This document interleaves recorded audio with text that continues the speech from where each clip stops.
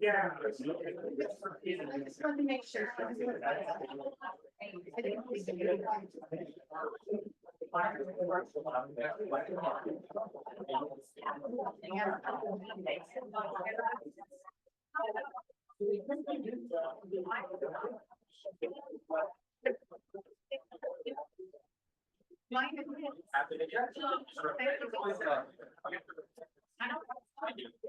Yeah, well, he does.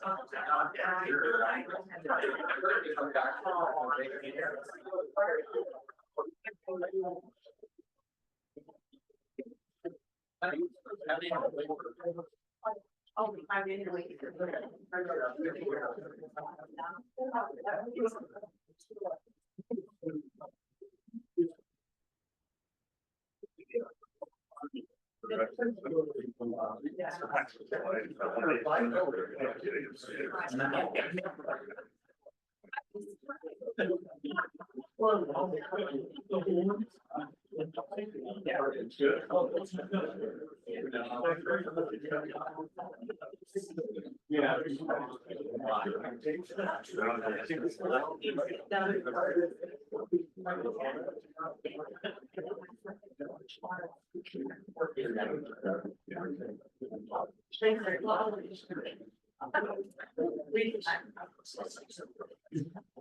Yeah. We are. Okay, good evening, everybody. I'm Terry Smith. I have the wonderful job of being mayor of Deer Heart. Welcome to the 4th community meeting for the public safety building. I want to thank the people that have worked on this since probably May of last year, Mother's Day in that area. That would be the Klosh Group, FFA, Chad Sweet, Danny Gould, and Preston Devereaux. They're the ones who have worked on this and are doing the presentation. And with that, thank you to the chiefs who have come out in support of this, and the sheriff. Sorry, I did not want to lump you in with the same group. And the chiefs that worked on this, Andy, Como, and Gregory. So that's all I've got to say is thank you for coming out. Give it a good year and let us know what you think. Thank you. All right, and yes, welcome, safety situations. If you need the restroom, of course, there's one restroom right up over here. If there's a fire call, none of you jump on the fire trucks. Thanks, we've got that covered. You'll see a little bit of activity where some people have got to come in and get into their gear and go. That's happened in a couple of these meetings for sure, so that's the only thing that'll go wrong, right? Also, I want to remind everybody that the Firefighters Ball is coming up this next weekend. So great party, put all the tents out, get some gambling tables going to lose your money, sweatshirts, t-shirts, there'll be some adult beverages there, a great band. So please come and support. We use that to raise money for all the little extra things that we need. And it's a really great event. So that's this Saturday, 8 o'clock to about midnight.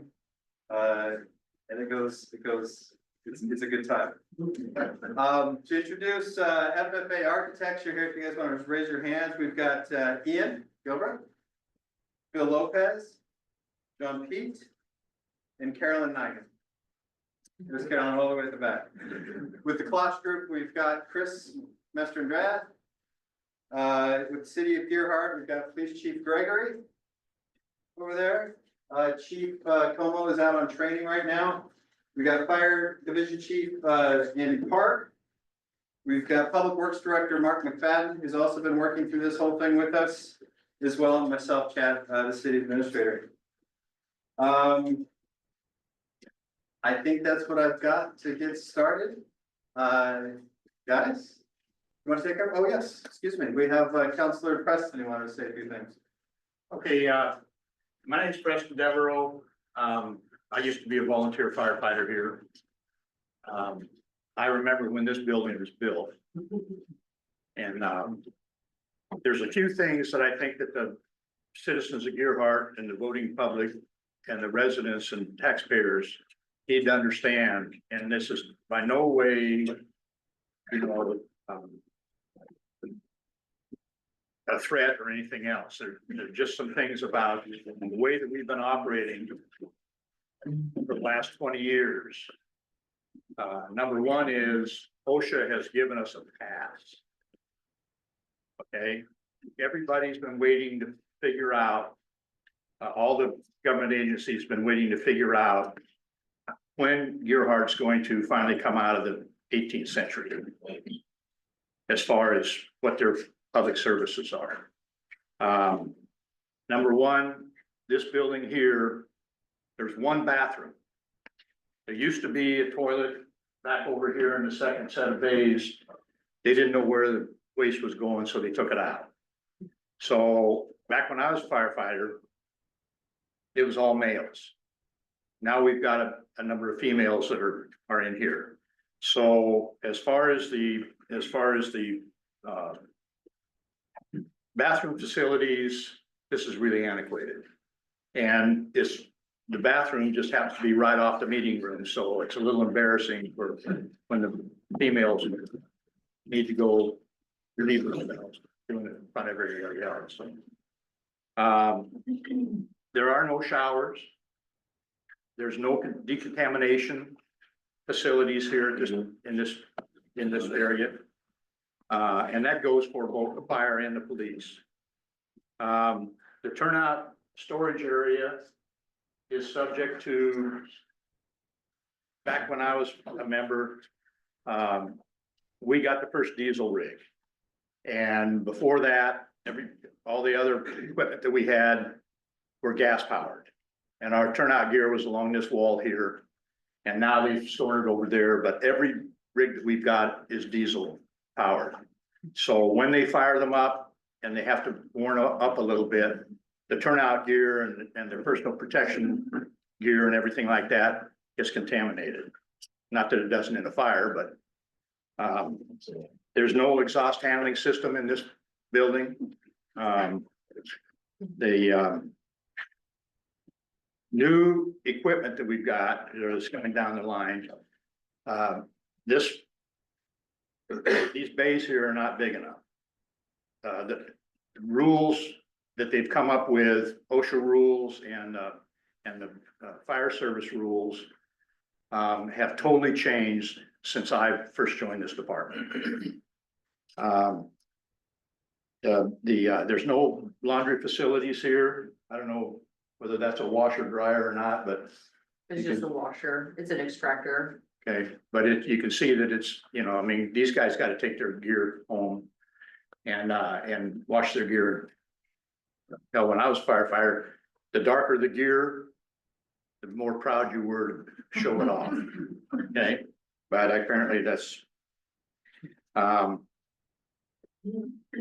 risk is that if we don't do something, OSHA is going to come in here like a swarm of locusts. And there isn't much that we can do to this building as far as retroughing it to meet their standards. So they're just going to start finding the city of Gearhart. And they can do it up to $2,500 a day. So after they get done with us, then the fire marshal's crew is going to come in here and they're going to start dinging us. But the worst thing that could possibly happen is if we don't do something, the ISO, which is the Insurance Rating Bureau down in LA, is going to find out. We're right now running on they rate your ISO rating for everybody's insurance. And we were at a 5, we've got down to a 4, and now we're working on a 3. Lower numbers are better, just so you know, we're going in the right direction. Lower numbers are better.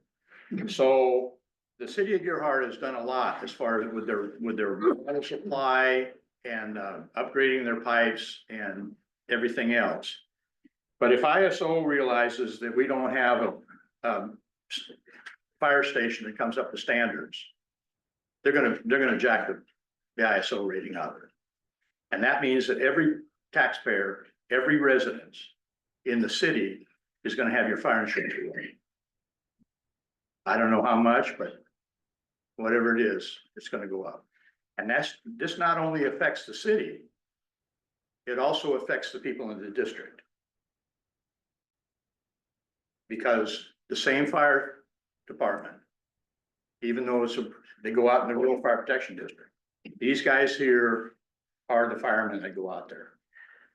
So I don't want to be the guy that brings the bad news, but I just think that you guys ought to really dwell on that and understand that before we have the presentation. Okay, and I'm sure our police chief has got pretty much the same concerns. You know, he's living over there in cramped quarters and everything like that for those people that have taken the tour. So with that, turn it over to you guys. Thank you. You want to say anything? Yeah, real quick. Just, I'd like to thank the law enforcement executives, real quick, if you guys can come in here, just showing their support, and understanding the need. Got Chief Dave Ham from Seaside PD, Chief Rob Schultz from Cannon Beach PD, Chief Matt Workman from Warrenton PD, and then we've got the Sheriff Matt Phillips with us. So I just want to say thank you guys for attending.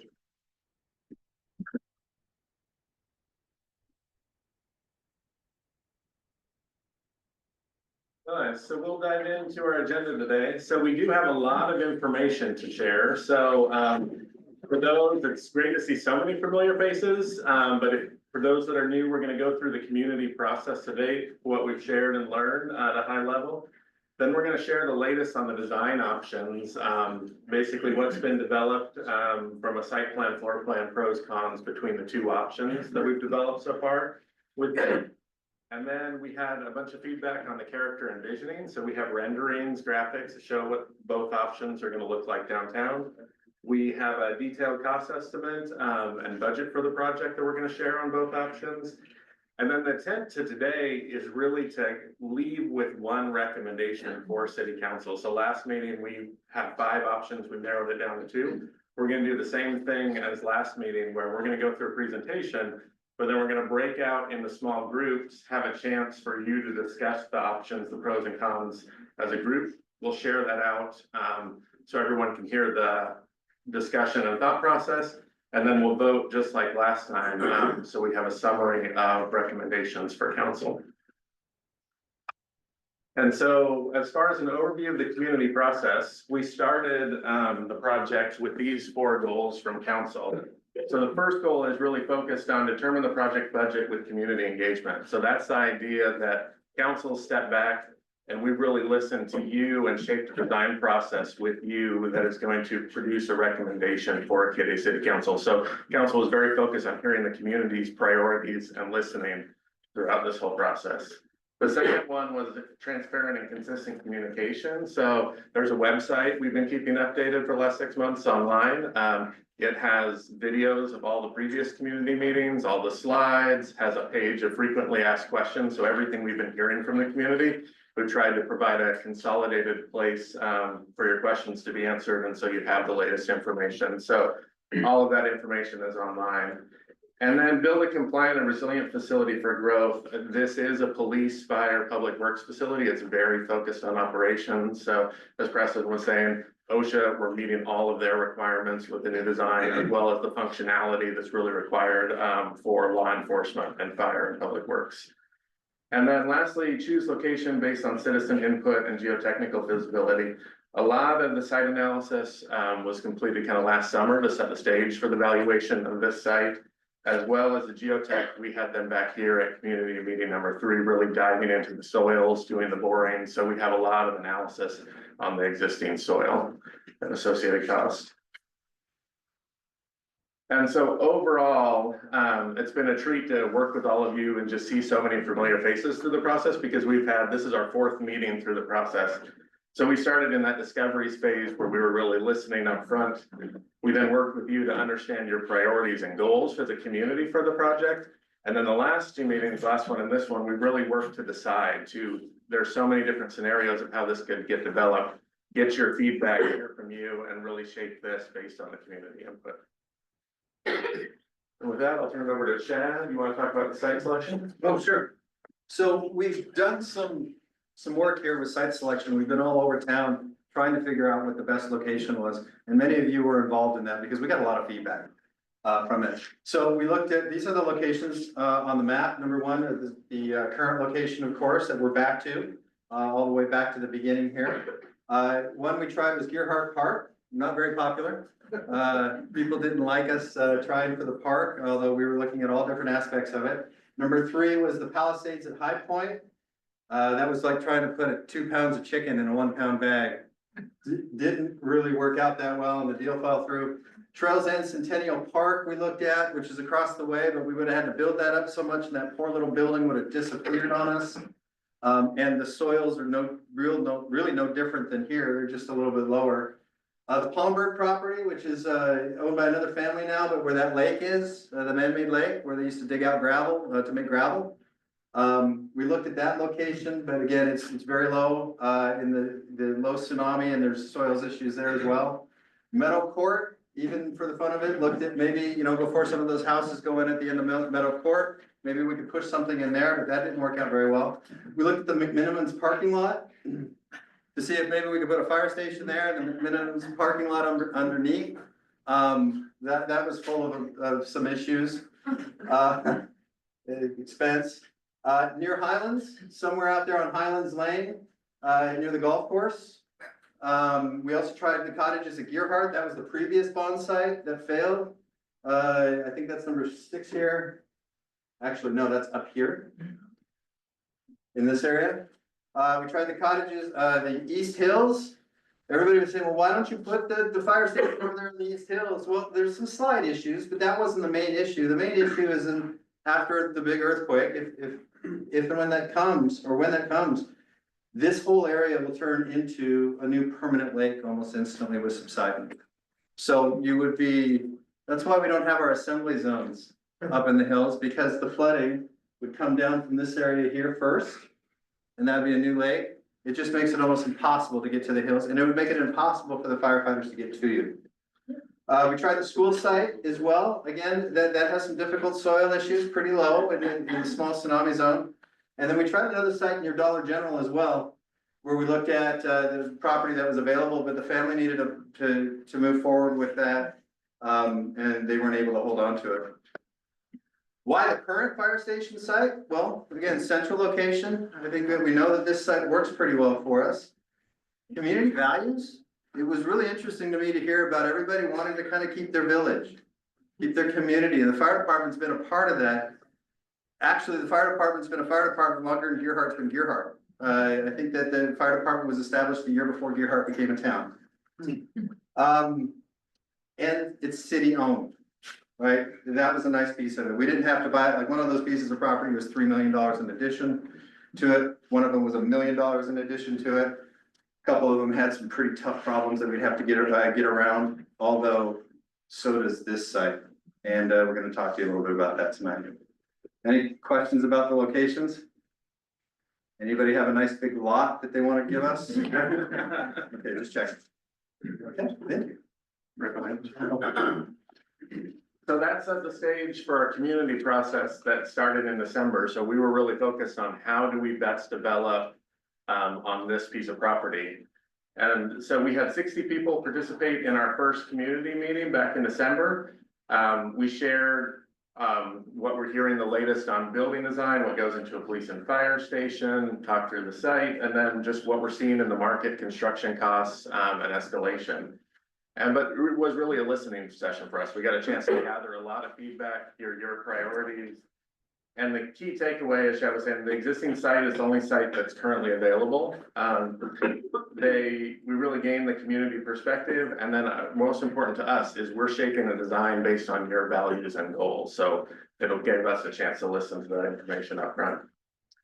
In community meeting number 2, we had 52 people here participating in the process. And I think we went through space by space. So every one of the spaces you see in the building program, we went through and had the fire and police chief and public works really kind of explain the needs, why it's there, how we've kind of right sized and found the efficiencies in this facility. We also had our structural engineer here to talk about their assessment of this existing building and why you can't seismically upgrade it, and the challenges as well as the tsunami. We had a lot of comparable facilities. Our latest research on all the comparable facilities was pinned up on the walls for a chance for people to see. And this was the fun one because we got to actually move blocks around, right? So we printed out the site plan and everyone got to move blocks to figure out exactly the best development. So we've generated both our design ideas, but everything we've heard from you on how this potential site could be developed. And so the key takeaways, as Preston was saying, OSHA and other state requirements, we went through all those and why the spaces need to be sized the way they are. That it's not practical to seismically renovate this station. There is the tsunami hazard that we've working through the design that you have to basically protect against a 20-foot tsunami hazard on this site. And then a couple of takeaways for moving the blocks is this existing site is very tight. So we're moving a lot of pieces here. And so thinking through the phasing and how we get everything to fit was a key development. And then it was really your chance to give us the feedback. We hadn't drawn anything, and your chance to give us the feedback in the process. And then community number 3 in February, we had the top 5 options basically developed, and we had 55 people participate in the process, which was great to just see the continuation of so many people participating and giving us feedback. And one of the eye-opening things with the geotech was here. So they had done their borings. They walked us through the soil samples. They walked us through that basically the soil improvements that we're going to need for this facility. We have to improve down to 65 feet. So they walked us through all of their findings of what it would take to basically develop on this property. And then we basically then broke out, had a small group discussion and collected your votes. And that's what's narrowed it down from the 5 options we showed you last time to 2. And the key takeaways really is the poor soil, and that the deep soil mixing is really expensive, but talking through with the geotech community, we found the most cost-effective solution to do it on this site. So it's still expensive, but we did talk about all the different scenarios of how you could improve the soils on this site and found the cost-effective one. And then we also ranked your priorities to kind of just make sure we're hearing things. So with that, turn it over to. All right, just quickly, the priorities that we discussed last time. We really wanted to focus on a project that was functional, practical, simple, utilitarian, safe, secure, resilient, responsive, available, dependable, solid, transparent and open, and then community focused. So with that is what we kind of judge those 5 options, and we got the voting results in of those 5. And this is kind of how it laid out. So the options 4 and 5, which incorporated City Hall, had the most votes. And the third option was option 3, with 33 votes. That was to leave City Hall in place, but to sort of phase around the existing fire station by using public works as an interim protection. And so some of the, we asked everybody that voted, why did you vote? So there was definitely some ideas of option 1 being the lowest cost. It leaves City Hall as is. Option 2, similar sort of advantages. Option 3, that there's a little bit more value. It still keeps City Hall as is, but public safety buildings closer to Pacific Way. There's more site available for use and potential future expansion. I think relative to all these, there was value that people were talking about just acquiring Pacific Power and Light Site. City Hall can be replaced later was a point. And then I think the proximity between City Hall and the adjacent public facility. 4 and 5 had a lot of similar advantages. It could serve as a new gateway, being entirely new facility. There was some concern about Public Works being fronted so close to Pacific Way. But there was ideas of synergy, maybe meeting the future needs of the city, maybe some cost value in doing the project as one thing, incorporating City Hall and taking advantage of shared resources. So we arrived at comparing all these three and met with City Council, decided that 4 and 5 did share a lot of similarities, but there were some ideas that sort of blended. So there was this 4.5 idea that we explored, and you'll see next. And we wanted to evaluate that with one that did not include City Hall. So you have more of an apples to orange comparison, and that we're not looking at two that were the highest cost options. So here we are. We're gonna start with the site plan and then go through floor plans initially or quickly. So this is the separated option. So we sort of remove the numbers and we're gonna have a separated and consolidated version. So the public safety building being in the southwest corner of the site, City Hall remaining, and Public Works being located in Pacific Power and Light site. Parking and the storage needs over on the north side of the site. And the north side of City Hall would be used for storage yard for Public Works. There is some area on the north side of the building, the Public Works building, that can be used as well, but we maintain an access drive that connects Pacific Way to First. So these are hard to read, but I think the important factor to take from this is that we really wanted to focus on minimizing circulation in spaces that sort of can waste space if not done right. So very efficient single loaded, double loaded corridor, the program on both sides on the second floor. And it's consolidated to the smallest footprint that would fit above the fire apparatus.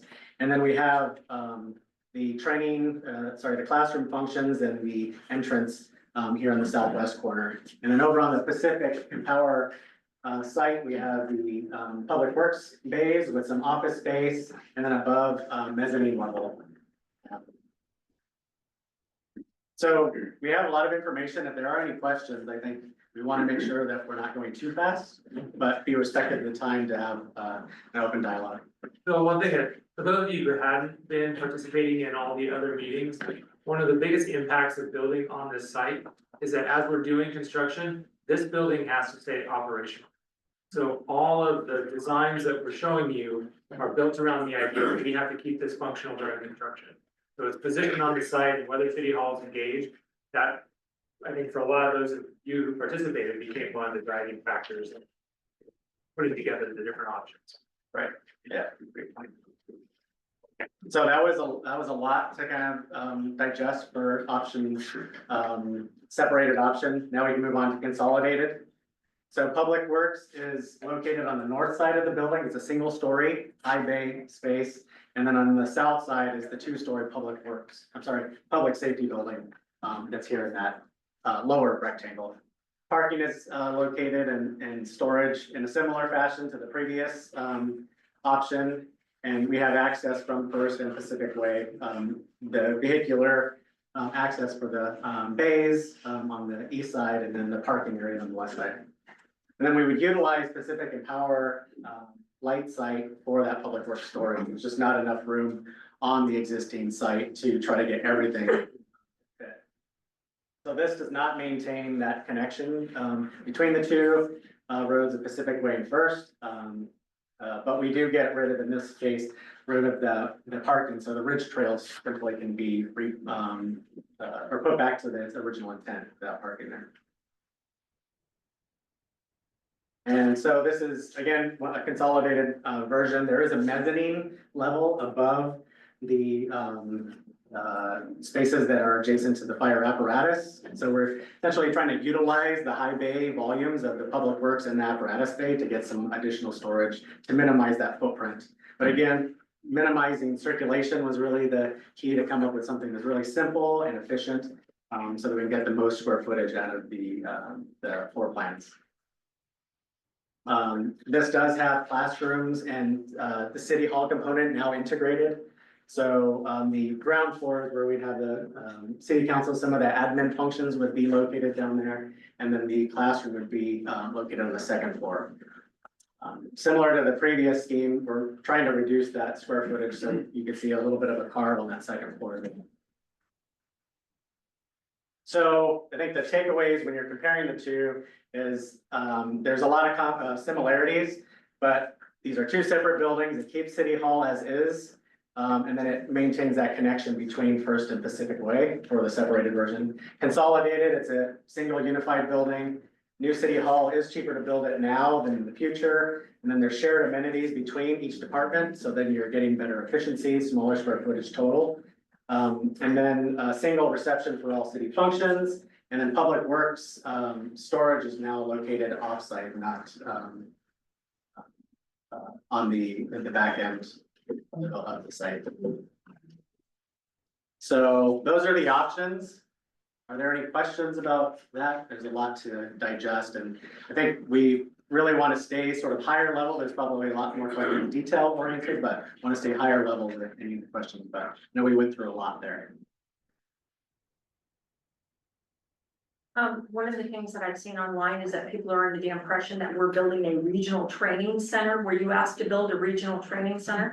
No, that's not right. Is it unusual to build a classroom into proportion or into a building like this? Right, that's not unusual, right? It's a multi-purpose So thing, we have to- right? Yeah, and we understand the real training needs that departments face, and keeping everybody, all the certifications that are required.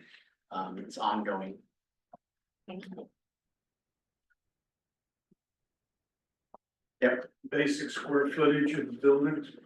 So, we'll have the actual numbers. It's about 19,000 versus 21,000 square feet. So a difference of about 1,500 or so square feet.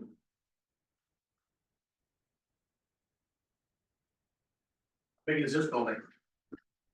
You know, I don't know that from. With everything that we use, right around 7,500. Storage and the offices. That includes Public Works? No. Okay, because that's the number that would be inclusive of Public Works that kind of inflates. Oh, I don't know current Public Works. And City Hall building, right? Yeah, for that consolidated version. Right. This building here, for fire operations, is about 7,900. But his total would be all three. Right, all three.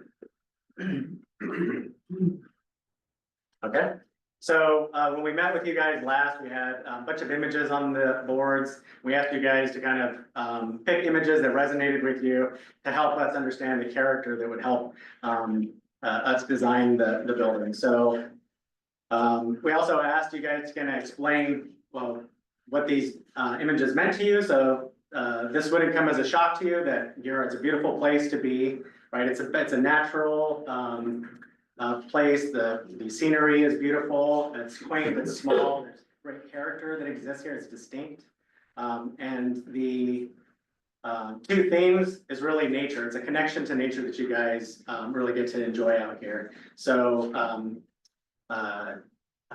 regardless of the two options, we would be maintaining that access to views and daylight and make sure that it sort of nestles into the site as best as possible and doesn't stand out. And then the other has to do with materiality. So a lot of people chose images that were reminiscent of what you would find on the beach, things that were weathered. We have an example of the cedar siding that's used commonly throughout the residences, weathered steel and glass. These images kind of represent hardiness and that they sort of like weather over time, and there's a beauty behind that. So we used that to sort of formulate a material palette that then we composed into what you'll see is a couple renderings of a combination of using concrete that is dual purpose because of the design around tsunami, using the concrete walls on the base. Instead of using cedar shingles that require maintenance, it's a fire hazard. We're suggesting that we could use a concrete shingle that would be a little bit larger scale than a cedar shingle, but at least it fits into that same vernacular. And then complemented with a weathered steel look. So, we thought it would be important to touch on the historic vernacular that exists here in Gerhard. It's very simple shaped buildings, and getting back to the priorities of getting something that's functional, straightforward, and not a lot of cost just thrown at for undulation and articulation. We went back to those priorities and made sure that we applied that with a simple form. You know, the floor plans you saw were very simple box shaped forms, and then the way we wanted to express them, it was in a similar fashion of the theme of a gable. So here we'll have two images that are looking at both options. This is looking at the separated version from the southwest corner looking northeast. So you see in the bottom left, that's where the entrance of the building would be, and then the two-story volume that's stacked on top of the apparatus. You see behind the fire truck, the existing city hall, and then public works off into the distance. And then the opposite vantage point, looking west, northwest, and public works being in the foreground, city hall, and then the adjacent public safety building. And then the consolidated version is now just a simple extrusion on this face. The entrance is in a similar location, right by those people in blue. It literally is just a simple extrusion of the public safety, and then the public works being concealed behind in this view. And you can kind of see how it kind of is connected a little bit more hidden in the back from the street view. And then we would have a fence that surrounds that storage yard of public works. And that's the design. Onto the fun stuff. So I drew the short straw. Talking about cost and budget, and Chris is gonna jump in here in a second as well. We said this in the very first meeting, costs are always more than you think they're going to. It's just the reality of the way that time moves, escalation moves. It's indicative of the work that we do in the public sphere. It's always more than what you think you could go if you went to Home Depot and bought some 2x4s. It's just the reality of things. So before Chris jumps in, I want to talk about what has changed since the last time that you looked at doing the fire station. And I believe it was a public safety building altogether. It also included some other functions. Building cost has escalated 6% per year. So that's 0.5% per month. So keep that in mind as we start to present costs. Compared to the previous project, this project includes public works. And the reason that is because by choosing this site, we can't leave the public works facility the way that it is right now. It's kind of in the way. And for those of you who moved blocks around on site, there was no way to keep it. So we have to touch it in some way. It's also the building back here is sort of starting to fall into the ground. Poorer soils, deeper soil improvements. The previous site, which was High Point. Thank you. Or, excuse me, cottages. Cottages, thank you. That required soil amendments down to 15 feet. This site requires soil amendments down to 65 feet. That's a pretty significant cost increase. It goes along with that. Obviously, when we are here, we're in the tsunami inundation zone. And that requires two things. One, it requires us to put as much of the building key functions above 20 feet. So that first floor of the building is 20 feet, where normally it might be 15, 16, something like that. So that's additional cost. In addition to that, any new fire station that's being built or any new public safety building that's being built has to be able to have a higher degree of seismic resilience, right? So when an earthquake hits, we need to be able to resist this motion a little bit more. When you add in the tsunami resistance, not only are we dealing with the earthquake loads, now we're dealing with water hitting the side of a building. And as the water goes back out, all the debris that water carries with it. So the structural needs of the building have to be much more significant. Phasing around the existing apparatus, I mentioned that before, is that as we're building a new facility, this has to stay functional and operational. That positions us in different ways around the site, and everything that Phil just showed you was carefully sort of positioned to keep this operational. It also extends our construction time, because we need to be able to build the building, tear this down, and then finish our construction. And then last thing is tariff uncertainty. And you can ask any contractor in the market right now about what's gonna happen in the next year relative to the cost of materials, and everyone will say, I have no idea. And so even cost estimators don't really wanna give you a figure right now because it's so erratic. Nothing political, it's just the reality of what the market's doing. Chris, I think this is you. Awesome. Yeah. All right. I was gonna give a quick overview. I believe it hasn't been since community meeting number 1 that we really went through and broke down like project cost 101 and really explained how we get to a total project budget. And since we are talking cost tonight, I'm sorry that Ian did draw the short straw.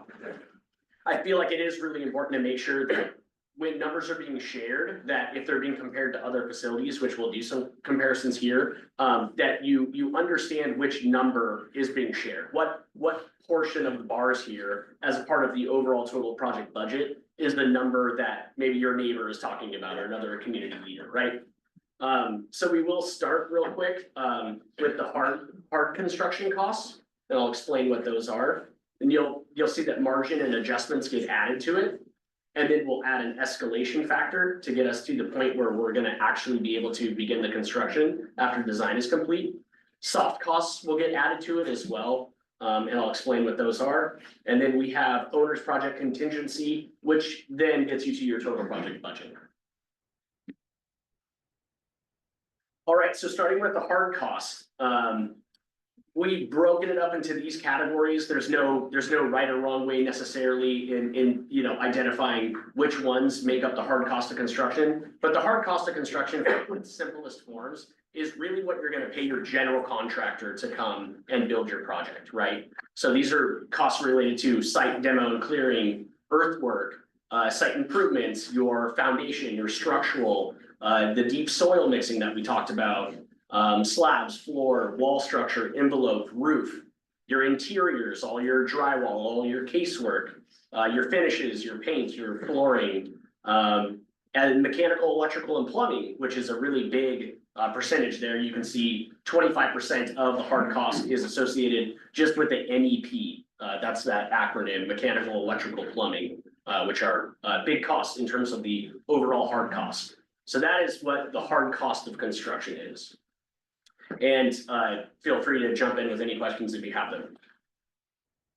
So on top of that, we have to add margins and adjustments. So these are things that are not associated with something that's going into the building, like the structure or the paint or the carpet. The phasing and the temporary work that's required in order to build this, get that ready, move the trucks over there, then build this.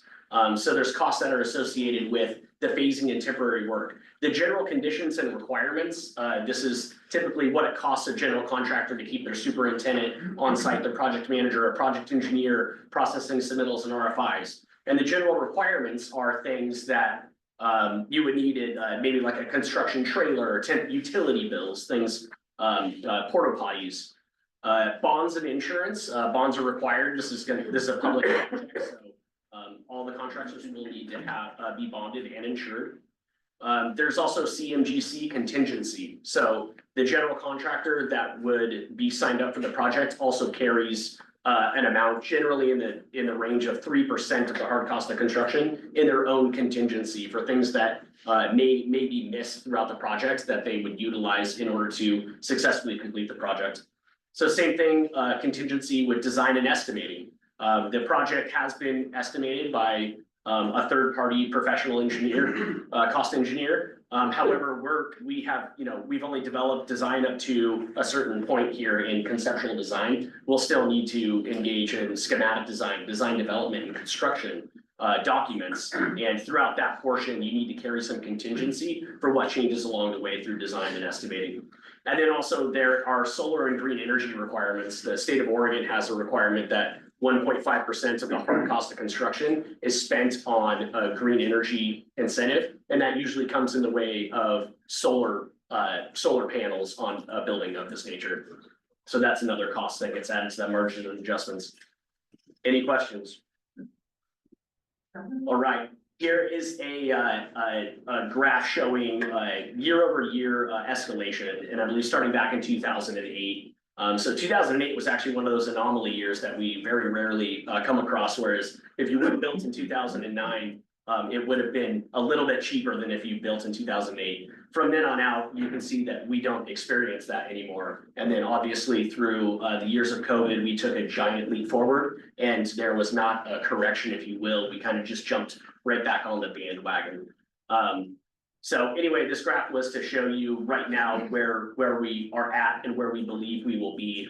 Another way to put this is, if you wait, it will likely be more expensive to build next year and the following years. So with that escalation, like I said, we have not bought this project out. You can't buy it out until you've gotten to a point where design is completed, you're in the act of getting a permit or have achieved a permit, and then you're gonna put it on the street for multiple general contractors to bid. And so in order to get us to that future cost, we apply escalation.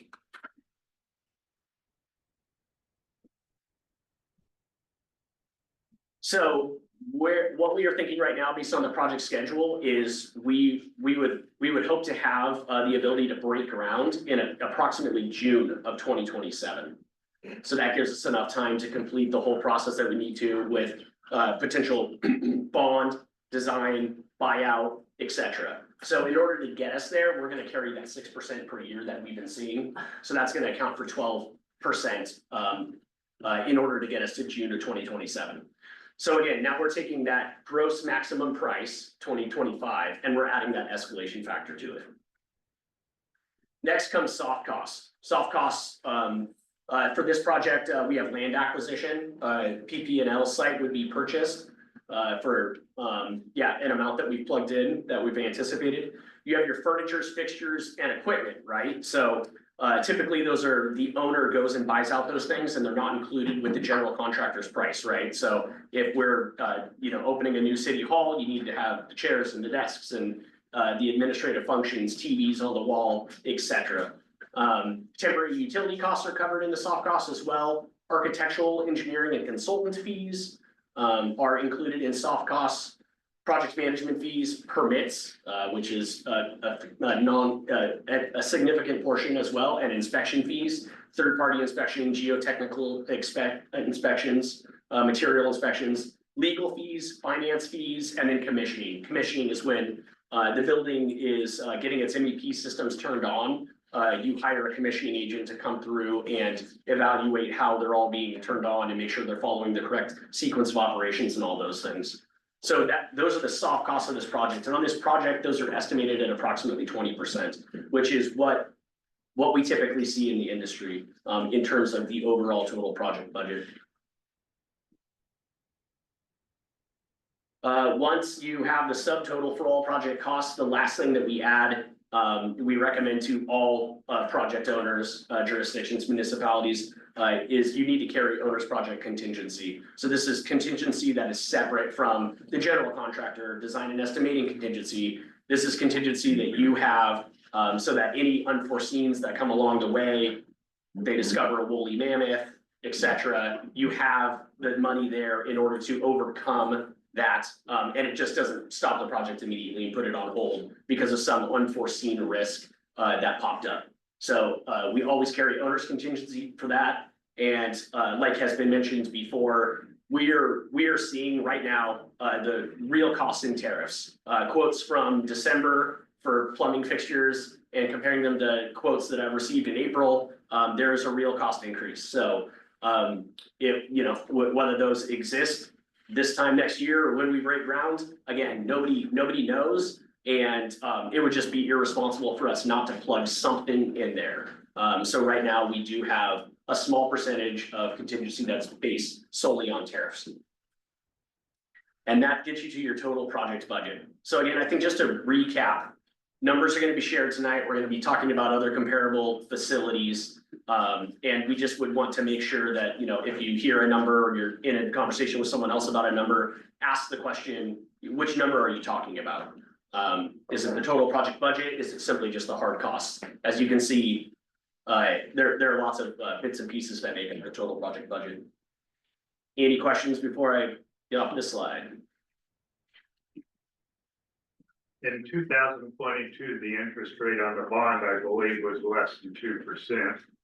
Are you projecting what the interest rate, it could be 4 or 5% on the bond? And the fact that it's being built in a tsunami, is the interest rate going to be higher? And how about insurance? Because you're building in a tsunami, is the insurance going to be more expensive if you can get it at all? Yeah, if you'd like to see the first part of the. Yeah, as far as insurance goes, we're insured currently in a tsunami zone, so we're pretty used to that. I'm sure insurance costs will go up a little bit with the valuation of the property. I'm not sure exactly how though, but we'll make sure we keep an eye on that.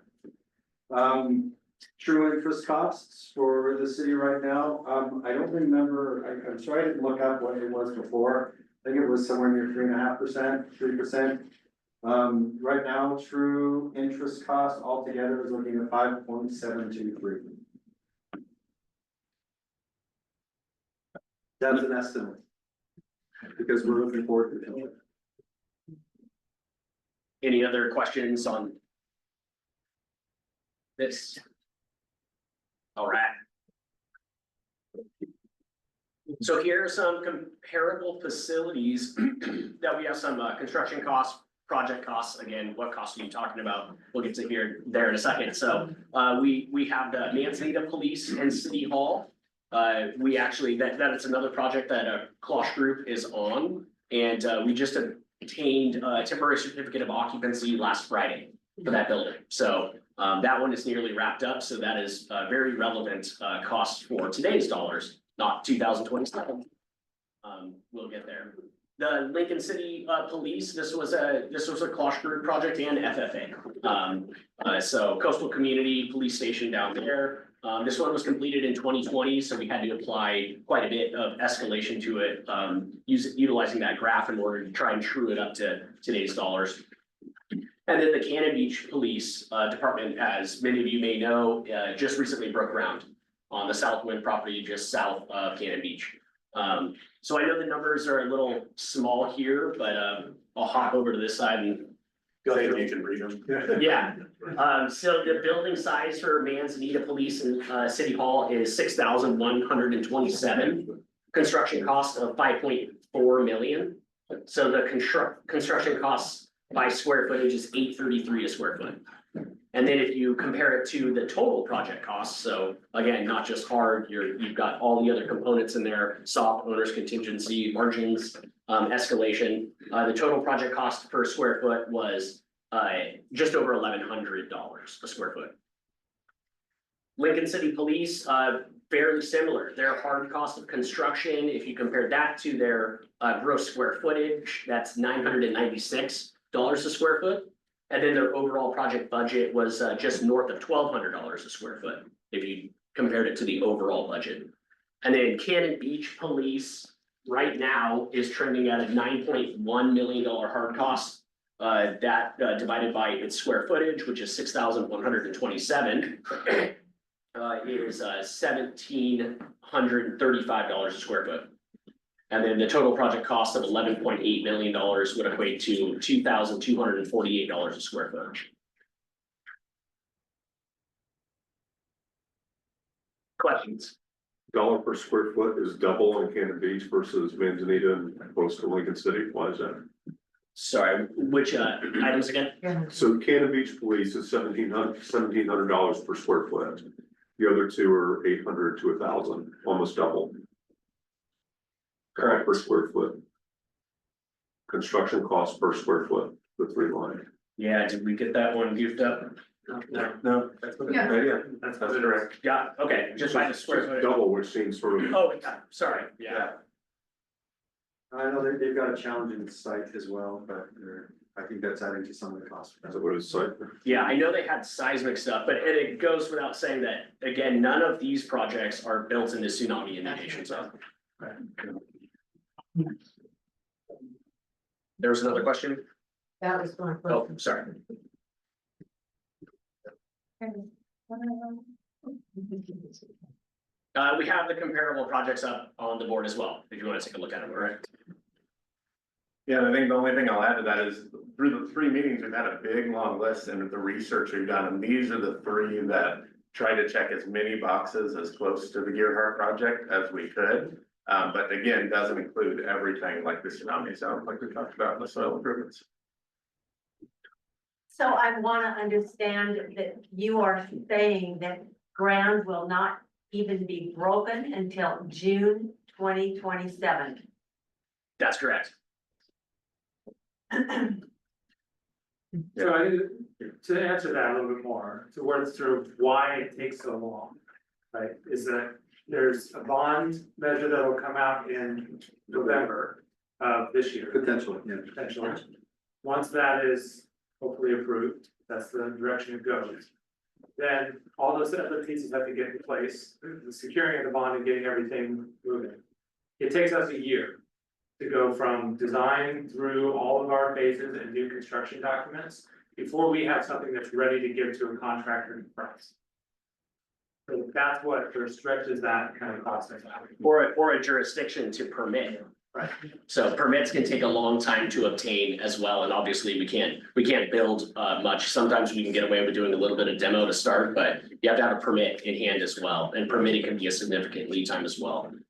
Then there's a public procurement process too, that For the contractor. for the contractor, establishing a guaranteed maximum price, yeah. So there are lots of activities that make up.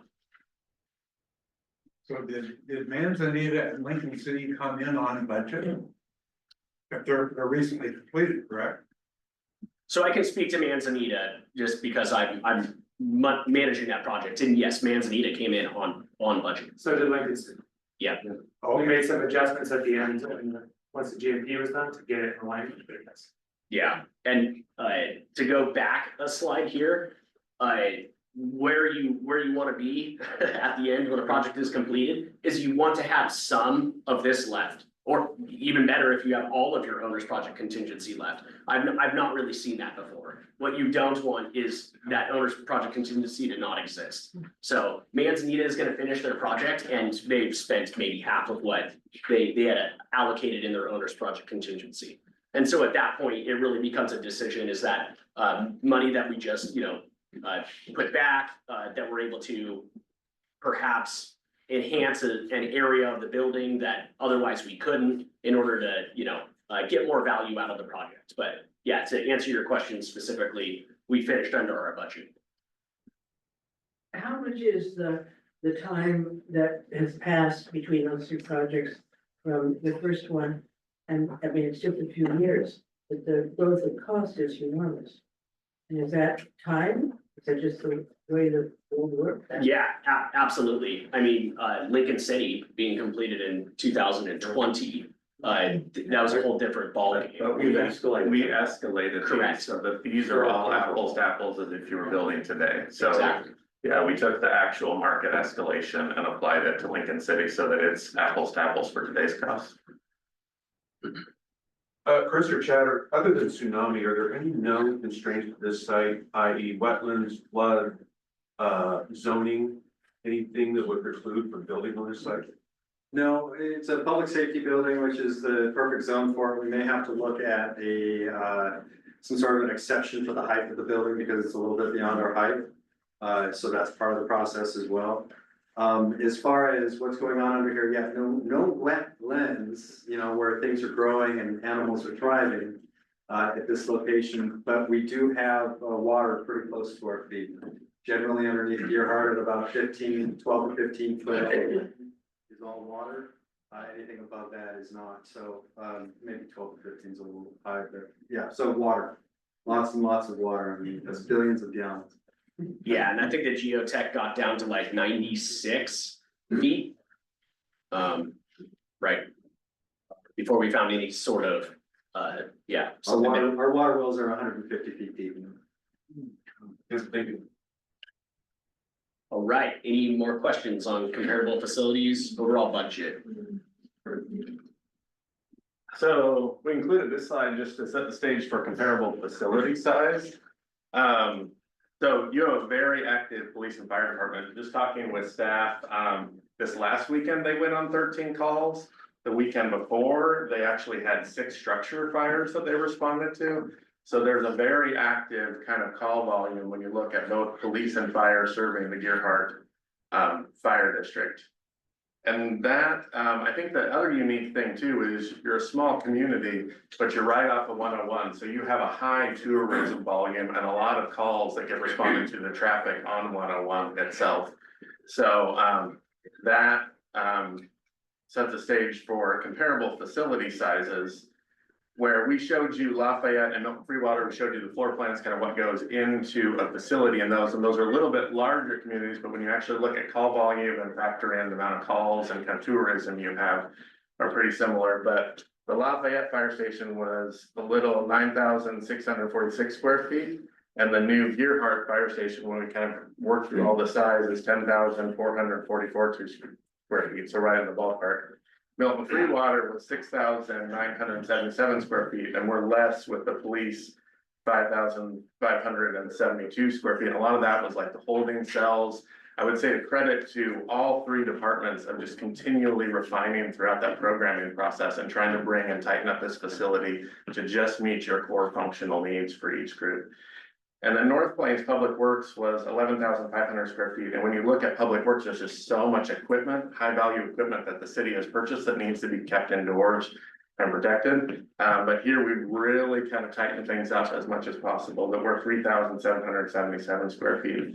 So I think when you look at each of these departments overall, we really worked to right size this. And then again, a credit to the crews. Every meeting we went with them, they wasn't asking for more. It was kind of sharpening our pencil, cutting, that every one of these meetings, we've been able to continually bring the square footage down to really refine it as much as possible for this project. Right, so I'm gonna present some of those bucket numbers that Chris was talking about in the pie chart. But before, I wanted to just go over some of those unique cost drivers. A lot of them have been mentioned before, but the fact that this is an essential facility, there are requirements that increase costs structurally and for the building systems, tsunami design, just having that second floor up at 20 feet, and then the resistance of a tsunami as well. Local labor shortage in the coastal area, poor soils, emergency services, and phasing and around the existing fire apparatus just extends the construction schedule and makes the deep soil mixing a little bit more challenging. And then escalation, of course. So with all those things, I think just keep in mind as we show you. So just to demo and clear the site, that wedge is it's about 2%, but it's 200 grand. The site earthwork that you don't see, you can't appreciate, that's coming in at $2.7 million. And again, this is just the hard cost. It's before you add all that soft costs on top of it. And that makes up about 19% of that hard cost budget. So the fact that it's so deep, you gotta mobilize, they're leveling the site and then excavating for footings as well and hauling off spoils for the deep soil mixing. 700K for site improvements, so that goes to like your hard surfaces and plantings, site utilities and furnishings. And we have 1.1 million for foundations, slabs and floors. So elevator pit, under slab insulation, foundation drains, cast in place concrete, floor construction.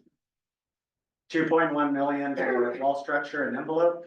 So that's the whole assembly, the structure, insulation, exterior materials, and all the windows and doors on the exterior. Then we have 2.1 million for the roof structure and envelope. Same thing, assembly, structure, gutters and downspouts.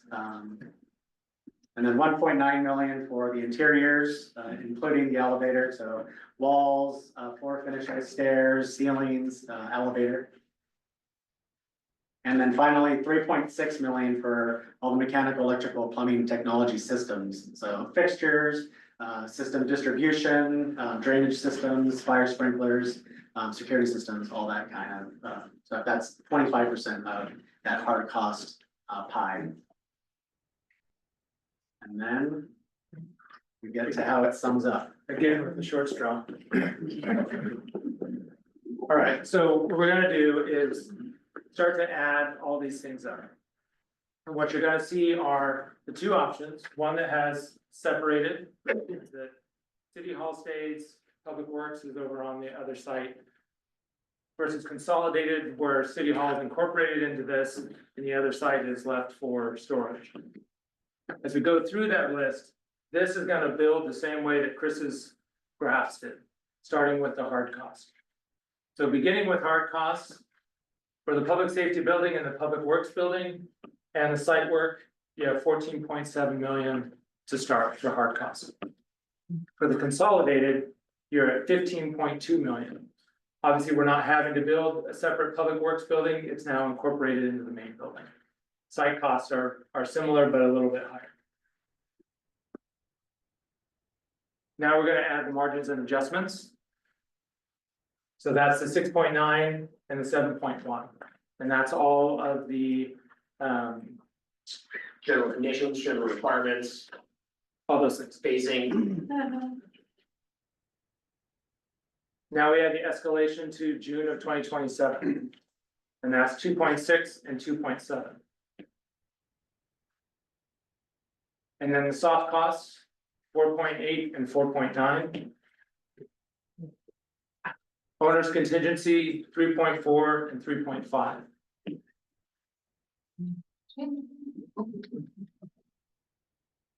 And then here's your total. 32.4 for the separated version and 33.4 for the consolidated version.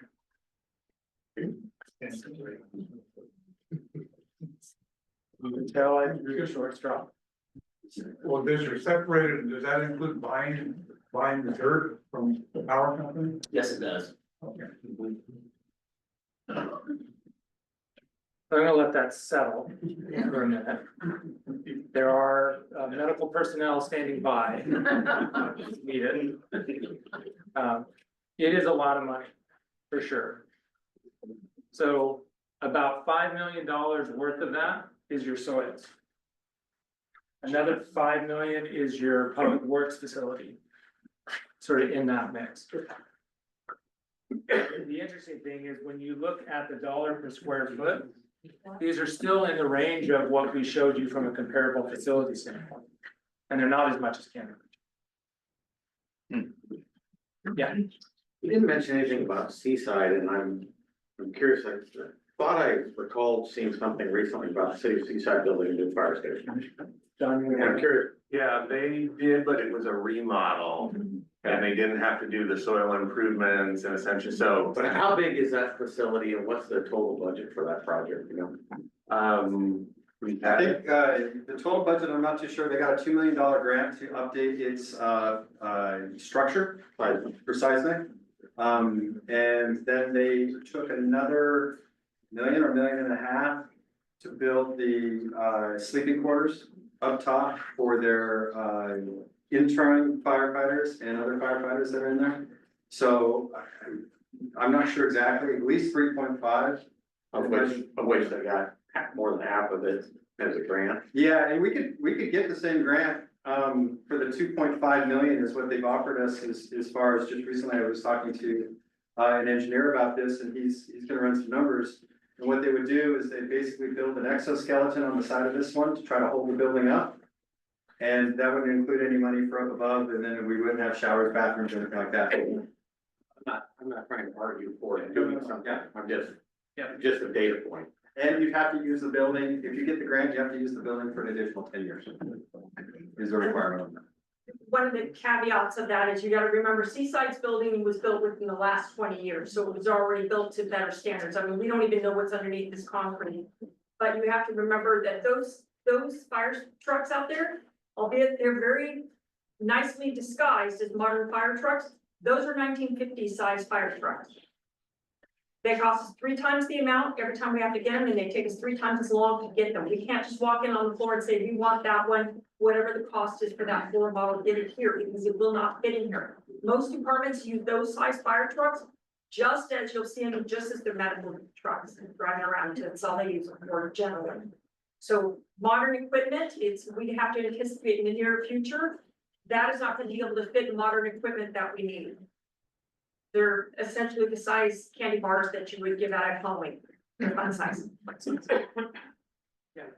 Would our, maybe back to you, would our roads, handle the new larger trucks? I know that up in Orcas Island, they rebuilt the fire station years ago. And, just went all out, they wanted to do the best they could, and in the end, nobody was staying at the fire department, and they had to go buy feeder trucks because the new trucks wouldn't fit in most locations that they were trying to fight fires. And, Well, one thing I want you to remember is that we are, Clatsop County is like imagine Portland, the city of Portland, where you have all those different fire stations. So we already have different size fire trucks coming here. If we have a call, the National Fire Protection Agency says how many fire trucks and how many people you should send to that type of a call. So we already have the types of fire trucks that we need rolling in here. Yeah, I think the fundamental issue is that these pieces of apparatus are shorter. Because there's not enough depth in this bay to put in a regular size fire station or fire engine.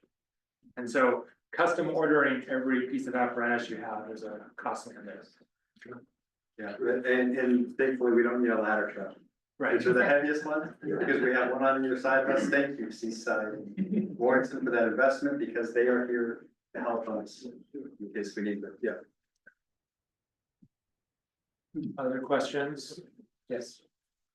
How is it that the consolidated costs more overall, but less per square foot? Because there's more square footage. Okay. Well, that and remember there's City Hall in the consolidated. So we're taking the City Hall building and putting it into the consolidated one as well. So it gets a little bit bigger. Yeah, there was definitely some cost efficiencies in one structure versus two standalone structures with redundant mechanical electrical systems. You see some efficiencies there, and then when it's consolidated, there is better shared resources between them.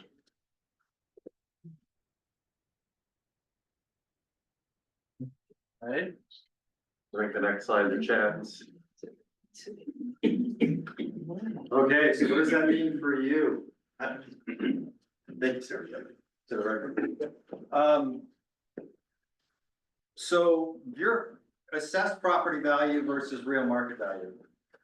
When you're trying to figure out when we get to a mill rate or a cost per thousand rate on your house of what these bonds will cost you, the residents and the homeowners here, we have to understand a couple of things.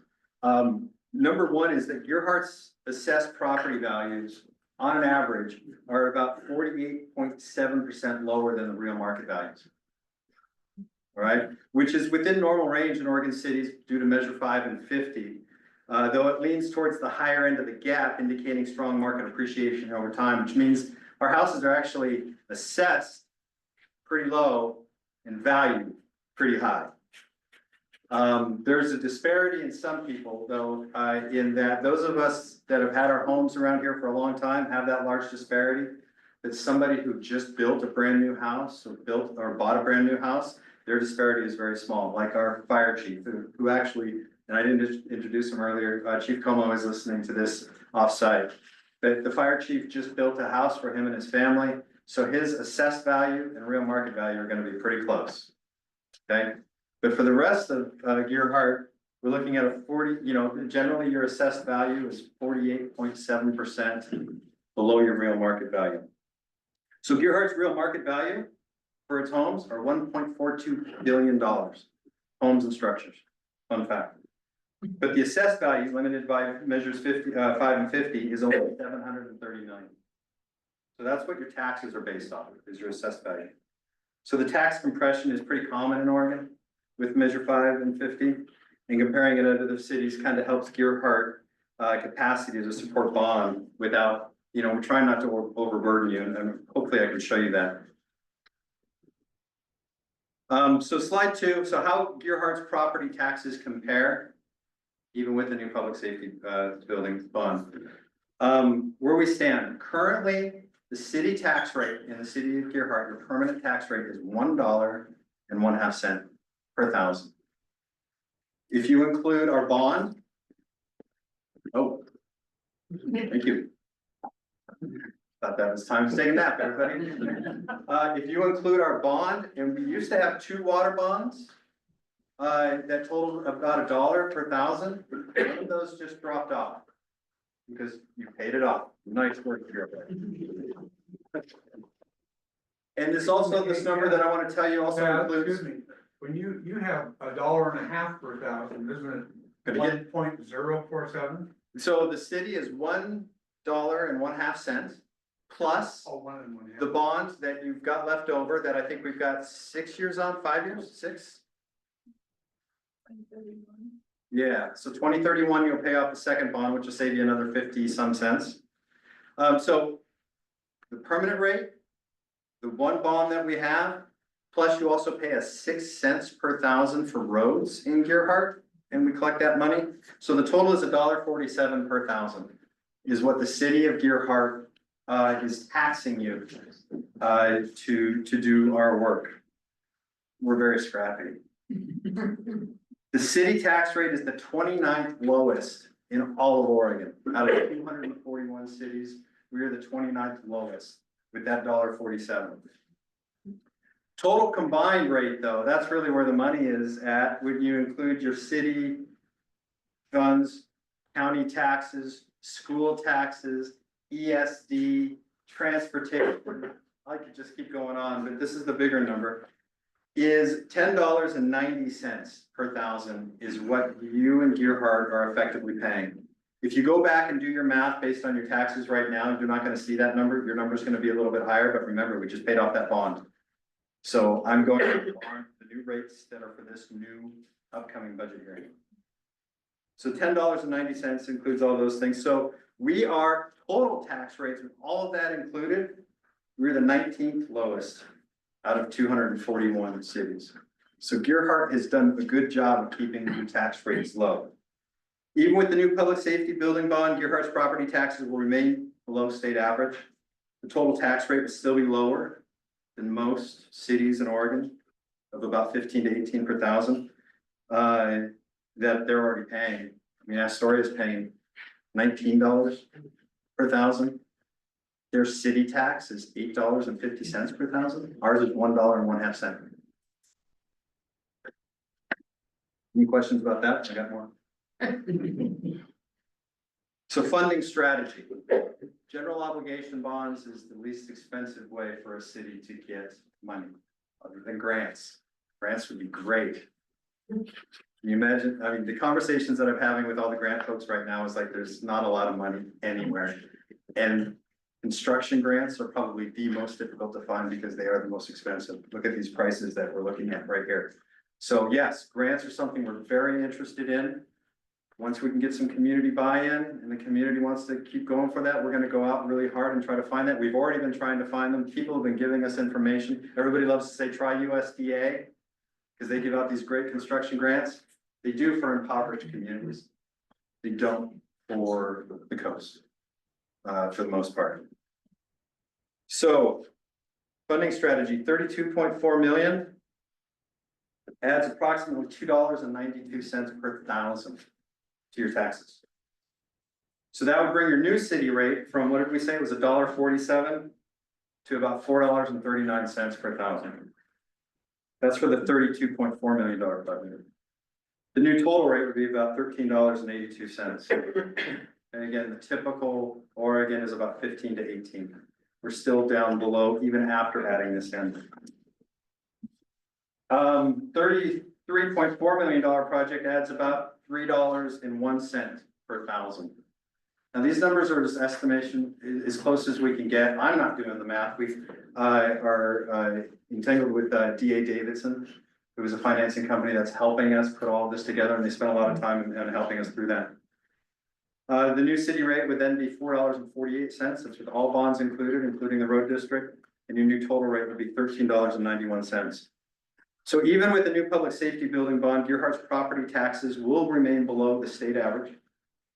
And the total tax rate would still be lower than the 15 to 18 per thousand many residents in Oregon. So to put that into pictures, this is the lowest city. I didn't want to do that. I didn't want to do that. Hey, where are we at? Where's my smart guy? There we go. Lowest city. Earhart's the green currently. This is with 32.4 million and what it would bring us to. This is what the 33.4 million would bring us to. There's a little bit of a difference there. Here's the Oregon average. And that's the highest city in Oregon. So we're still sitting right there in the middle. But what I'm really proud of these guys that work here is that we're still so low in taxes.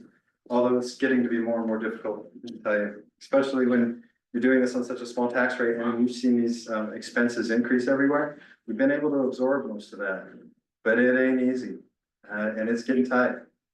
So that's the city only property taxes. If we include everything, including the county and everything like that, this is where it puts us.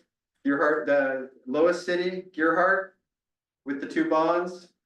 Oregon average, so we're catching up to the average, but we're still in the middle third. And the highest city. I don't remember who the highest city was, but.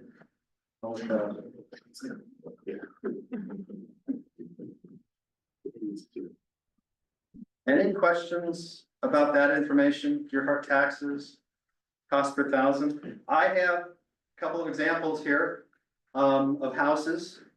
There's this nice house on one of the numbered streets just right up over here. Its real market value is $705,000. I think that's kind of getting into the average of Gearhart is about there. Crazy enough. I looked up the assessed value and that person was like that, my taxes are gonna go up how much? And I said, well, your assessed value is only 322,000. Its AV is 4,500. So when you go to look online and you pull up your taxes or you look at your tax statement like this one here, you have the assessed value and the real market value. It's the assessed value you wanna do your math on. And if you want help with that, call City Hall. We'll look up your information, we'll do the calculations, and we'll get it back to you so that you can have that information. The ladies up front, Angelina, Justine, Christy would be happy to do that for you. And that'll give you an idea of what it is. Another house that's a little bit more reasonably priced, $597,000. Its actual assessed value is $291,000.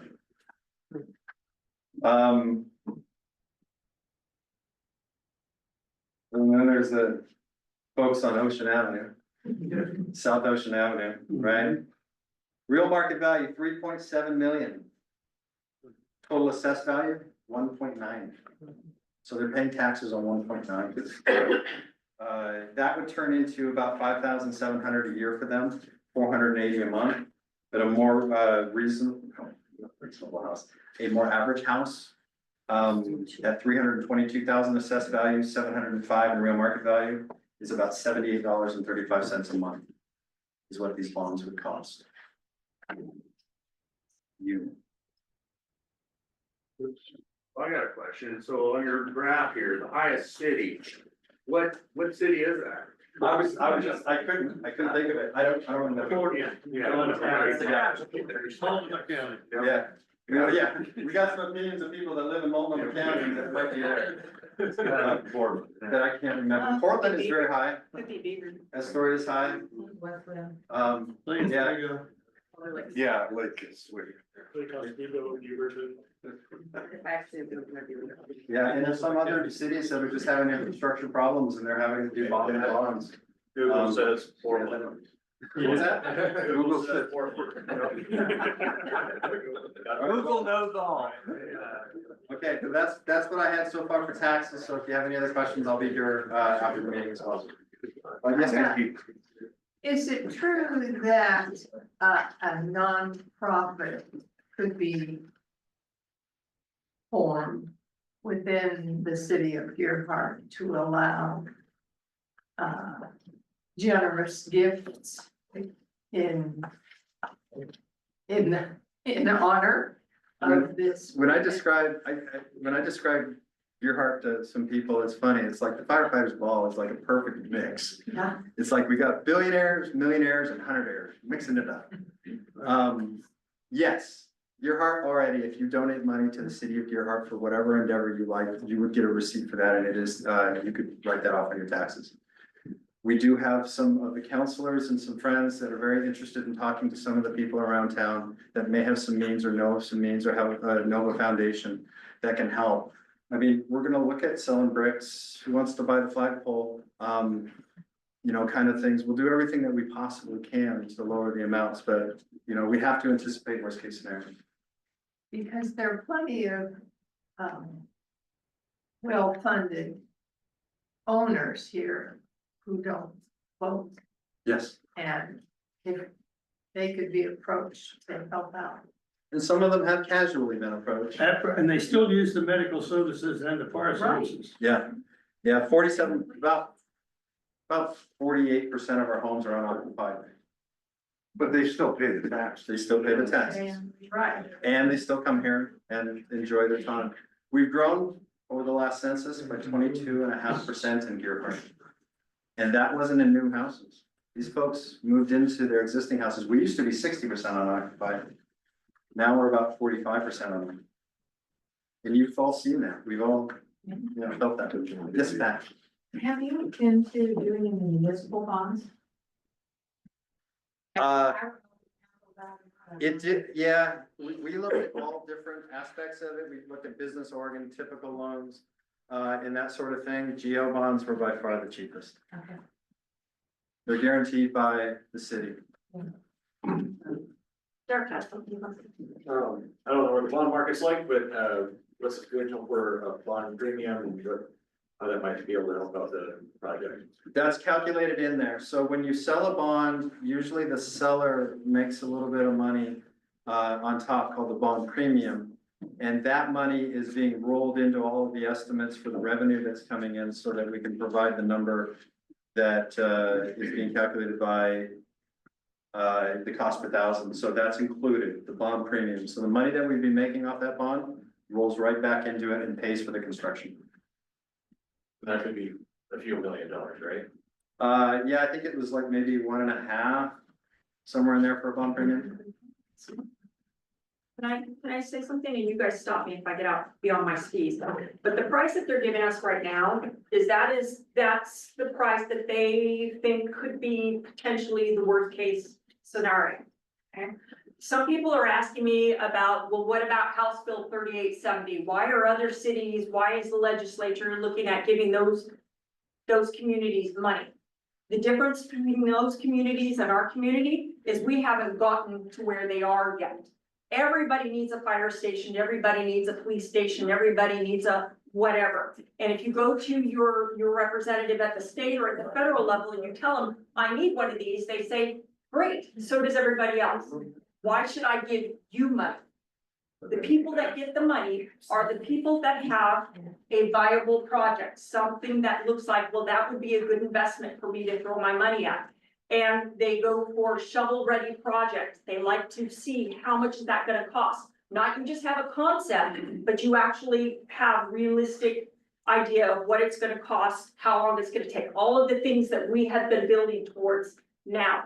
Those cities, the fact that if you look up that House bill, you can see how much money those cities have asked for, that should be a clue to you where they are. They are closer to what's known as a shovel-ready project. They already have an idea of how much money they want to get, or they talked with the representative and the representative said, this is how much money I can get you. We are not at that point, but I will tell you that I and other counselors in this room have been in a lot of meetings with a lot of folks from the feds and at a state level, and we are being removed from their Christmas card list, and they're ready to get injunctions against us and restraining orders, because every time they see us coming, we say, hey, remember, we're gonna need some money from you, right? So they know that we are already prepping them, and as soon as we know for a fact what the community wants to do, once you decide what you wanna do, once you tell us, yes, there is some money that we could go for, then we start working on that money.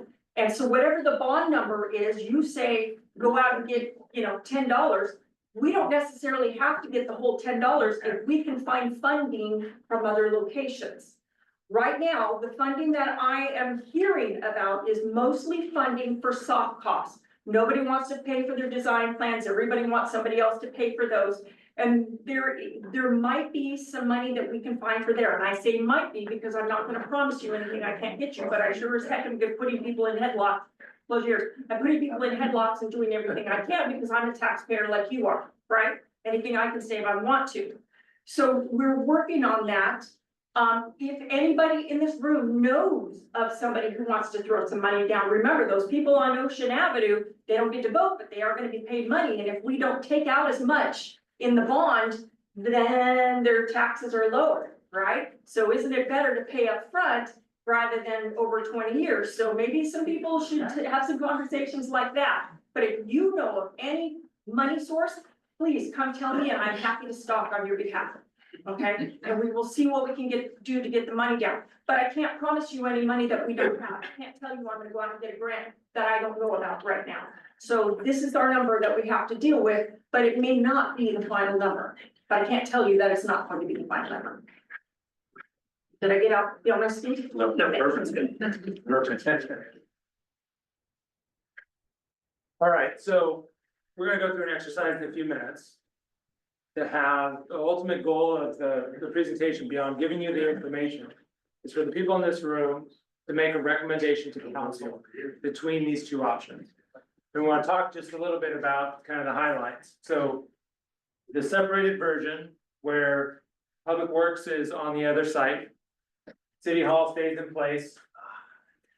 Hit it again. And again. Nothing. There, all right. Touching the same thing with it. Yeah, it's worse. 19,791 square feet, 32.4 million. The advantages are here, it's got 10% less building area, it's smaller. 3% lower total project cost, and there's overall less scope for the project with the assumption that City Hall stays and can be, is another project potentially in the future if you feel like you need to replace it. For the consolidated version, it's 20,938 square feet, 33.4 million. 7% lower cost per square foot. Again, we talked about that. It's a slightly bigger building. It's a single unified building. You're getting all of your civic function in one space. You get a new city hall, and it's cheaper to build it now than it is 5 years from now.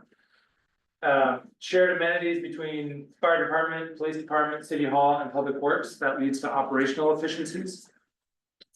Single reception for all city functions, and then a public works building is not on Pacific Way, it's tucked back behind the facility.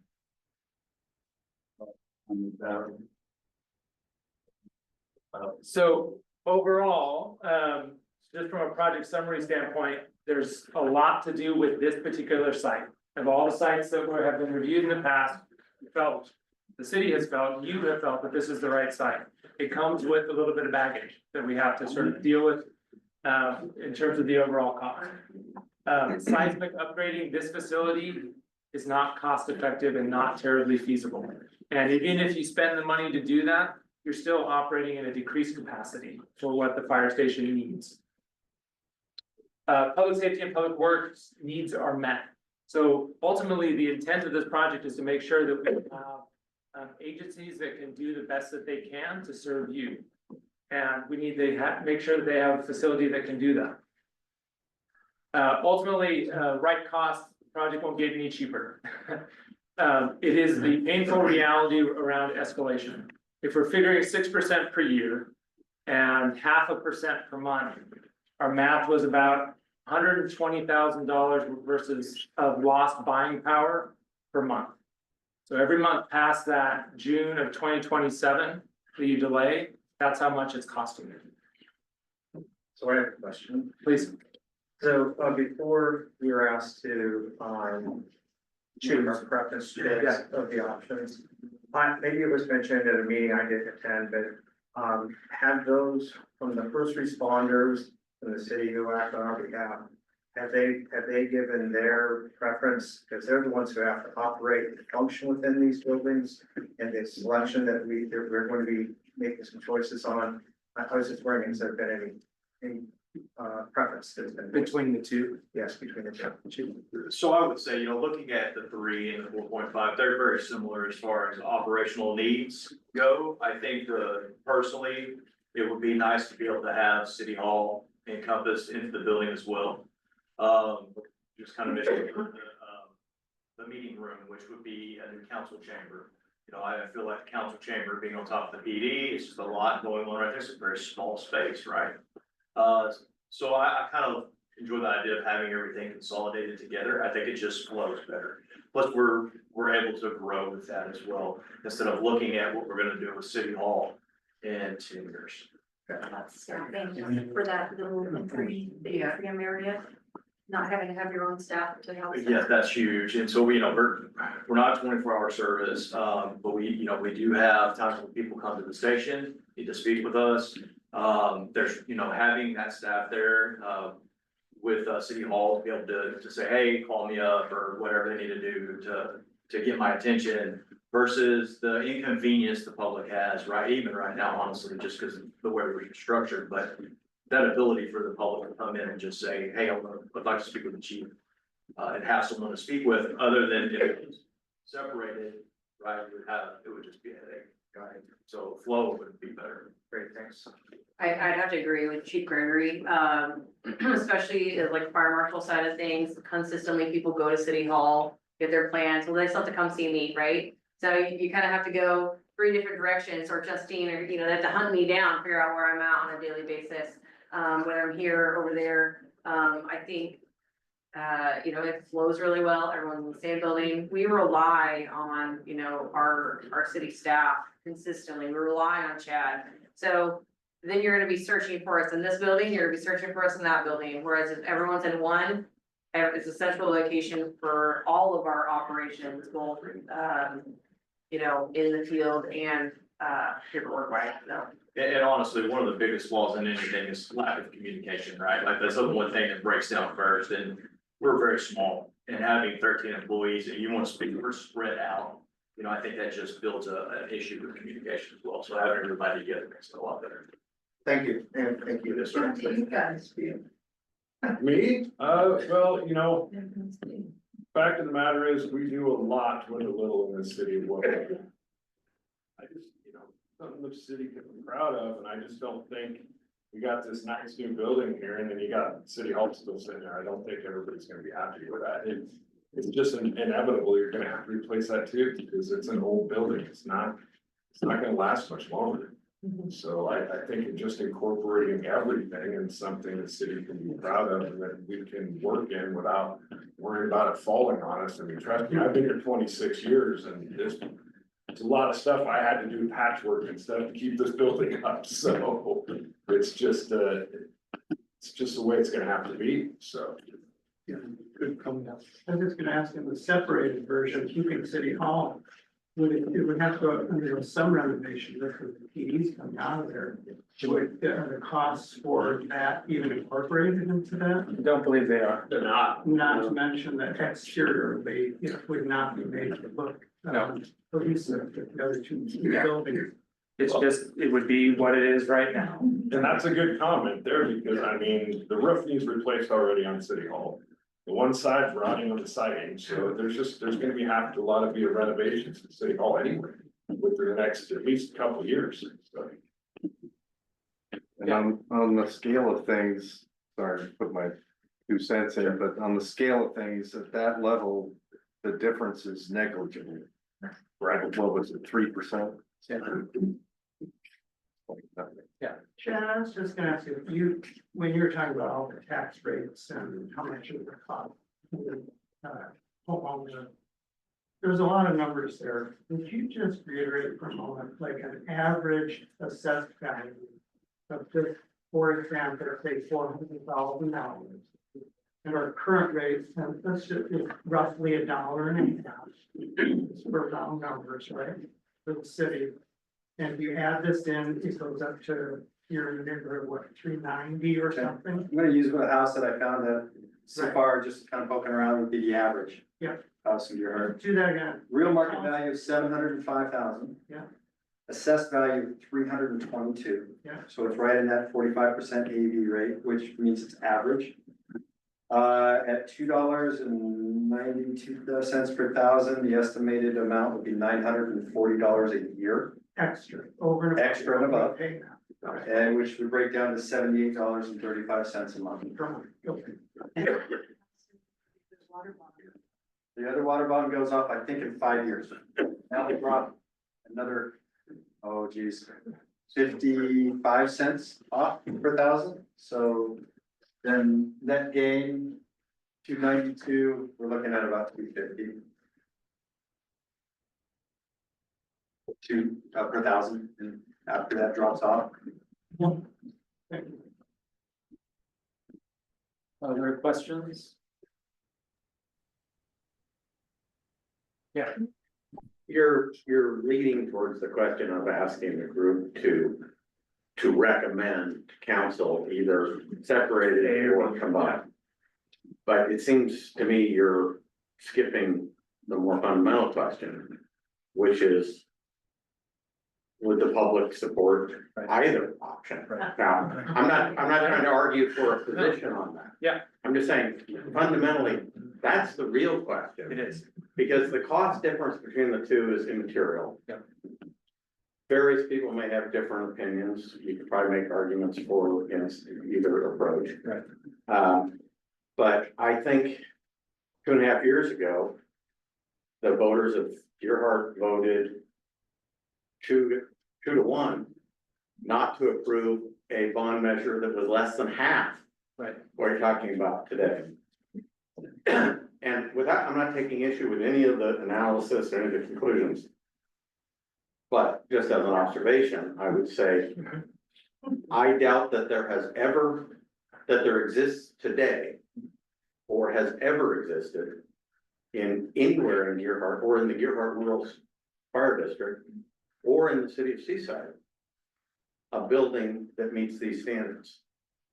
So even though it may be a good idea and may be justified, and my opinion, I haven't made up my own mind on that, but it's an extraordinary ask that is substantially bigger than the ask that has been made repeatedly that the voters have rejected. So I think there's maybe 1,000 votes in the last election, something like that. Something in that neighborhood, 1,200, something like that. You typically have about 50 people here. So you're not, this isn't the voters, but it's what you might get if you did a poll. Now, it's probably not a scientifically, necessarily representative sample, so these are people who are particularly interested in the topic. Most people don't come to these. But it seemed to me that's an important question to ask rather than just assuming. Right. So either one would be supported. Right, let me weigh in on that, from 2 standpoints. One, just from the standpoint of this process, our charge is just to put an option in front of council for you as voters to participate in the process moving forward with them in terms of whether you support it or not. And ultimately, there will be a bond around funding that comes in November for the community to say yay or nay. So I know it feels a little bit odd to be saying, well, I have this expensive option or this expensive option, which one am I gonna put forward? But ultimately, that's the charge of this group overall, is to give council your preference. So there's that. I've been doing this for 27 years. And particularly within public work. This is never an easy decision. No community group comes and said, oh yeah, I'm gonna spend this money. But if 2.5 years ago, it was half the cost, what is it 2.5 years from now? Yeah, but personally, I don't find that argument, doesn't wash, that argument's been made year after year after year for 20 years. Right. My fear, I'm very supportive of having an approved fire station. My fear is that the process has marched forward towards a set of alternatives being offered that are the only 2 options on the plate. That I have a great fear, the voters will say, no way. Sure. And then all of this will be for naught. So you may feel that your charge, your scope of work as a consultant is to run this process. But my scope of work as a taxpayer and as a homeowner here and as a voter is to get something done. So I don't really care about your project. I care about getting a fire station built. And I'm questioning the logic of teeing it up that these are the 2 options. That's the next step slide. I do think start to talk about this. Yeah. I'm following up on what George has said. What has always been a concern of mine is, can we build something that is a simple building, earthquake standards, any construction building, we have a nice little building on G Street, contractor building. Can we build something that doesn't meet all these standards, so it's gonna be new, it'll hit earthquake standards? You aren't looking to be approved to have seismic. That's the fact, you'll have, whatever you have to do to your building, on the industrial building like we have down on G Street, G building. Can you build to that standard? Are you said, no way, you have to build to tsunami standards? Well, we don't wanna borrow any money from anybody. We are willing to build a new building that, if this thing is dysfunctional, it should be done, definitely.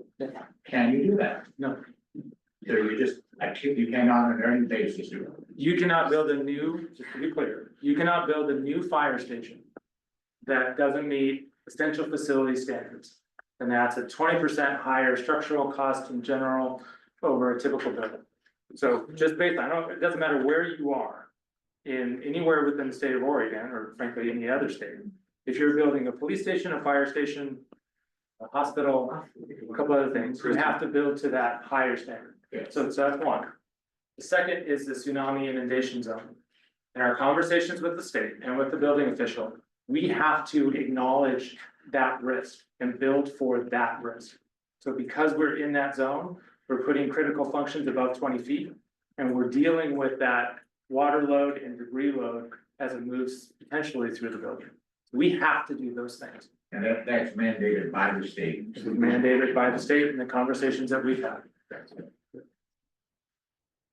Yeah, before, in 2007, the city had the opportunity, and it was a rough time because they just voted in the water bonds.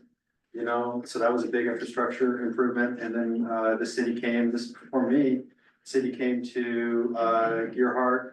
And this was at a time where critical infrastructure and some of those laws weren't in place. They got a price for the whole structure, included the new fire station side, police station, and city hall. And it was voted down, and that was for 3.7 million. And now the laws have changed. It's one of the reasons for the water bond. I won't make this long because I know we're short on time here. The water bond initially was for $7 million. That's the way that was supposed to be built. 3 years worth of appeals that came at the city of Gearhart once that was passed. During that time, critical infrastructure laws changed and arsenic rules. The critical infrastructure laws changed. That's why the city of Gearhart had to come back to you, the voters, for another $4 million to make that happen. Because of that 3-year time that passed and those new laws that put on top.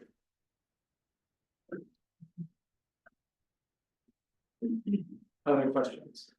What was the lifespan of the bond? I'm sorry. 20 years. 20 years. I could go farther. Then it would be like a car for 10, right? We could do some things to minimize the amount of monthly costs, but it didn't turn out to be that much, and the amount of interest that we paid in addition to was incredible. So the best fiscally responsible deal seems to be about 20 years.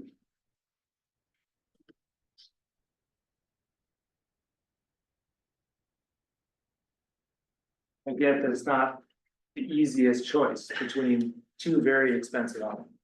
And I understand that it's a very difficult thing for a community to swallow. I think that staff personally has done a pretty amazing job trying to keep this thing small. Outside of the realization that all of the pieces moving around on the site, getting the most efficiency, it made sense to include City Hall. That was probably the biggest add, if anything. But because we were here, we had to do something with Public Works, they had to be a part of the project, that was the other big driver. So. Some of the stuff is site driven, some of it is efficiency driven. Yeah. So if what Preston Devereux stated at the beginning of the meeting, if we don't do something as far as providing the finances to build a new facility, this building could be condemned, is that? too far from realistic. I don't think it's entirely impossible for that. I mean, the mortar on bricks is starting to wear. You see it coming apart, crumbling. These are unreinforced masonry brick units, no rebar, no concrete. But it's standing. So the things that is, as long as we don't back an engine into it.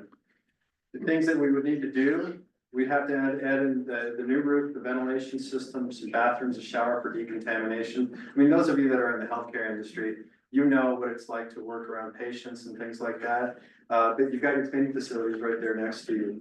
You know, these folks are doing it in the field and taking it home at this point, so we want to get that taken care of. So decontamination, hygiene facilities, air movement.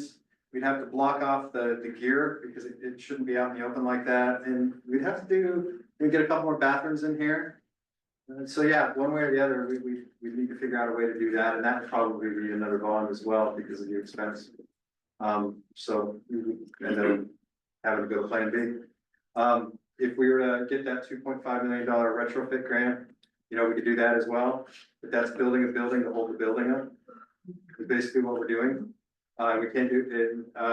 I just got a text confirmation. It was a $5 million project for C7. Well, the problem is that information won't be available. Well, it's available, but most people who are gonna vote here won't have that information. We're taking notes, man, and we're gonna do our best. We're gonna do our best. I mean, there's a lot of stuff that comes out on Facebook, and that really was tough the first time that we tried this. We just couldn't keep up, but we've learned from that. We learned on the amount of communication. We brought these guys in. We realized that was a tough deal on this last one. We listened, you know, to people. Why did we pick this location here? You know, people told us why the votes wanted here. Yeah, they said, well, A, it was too expensive, B, it was too far out of town, and 3, we love our village. So council heard that, council directed. We went through this process.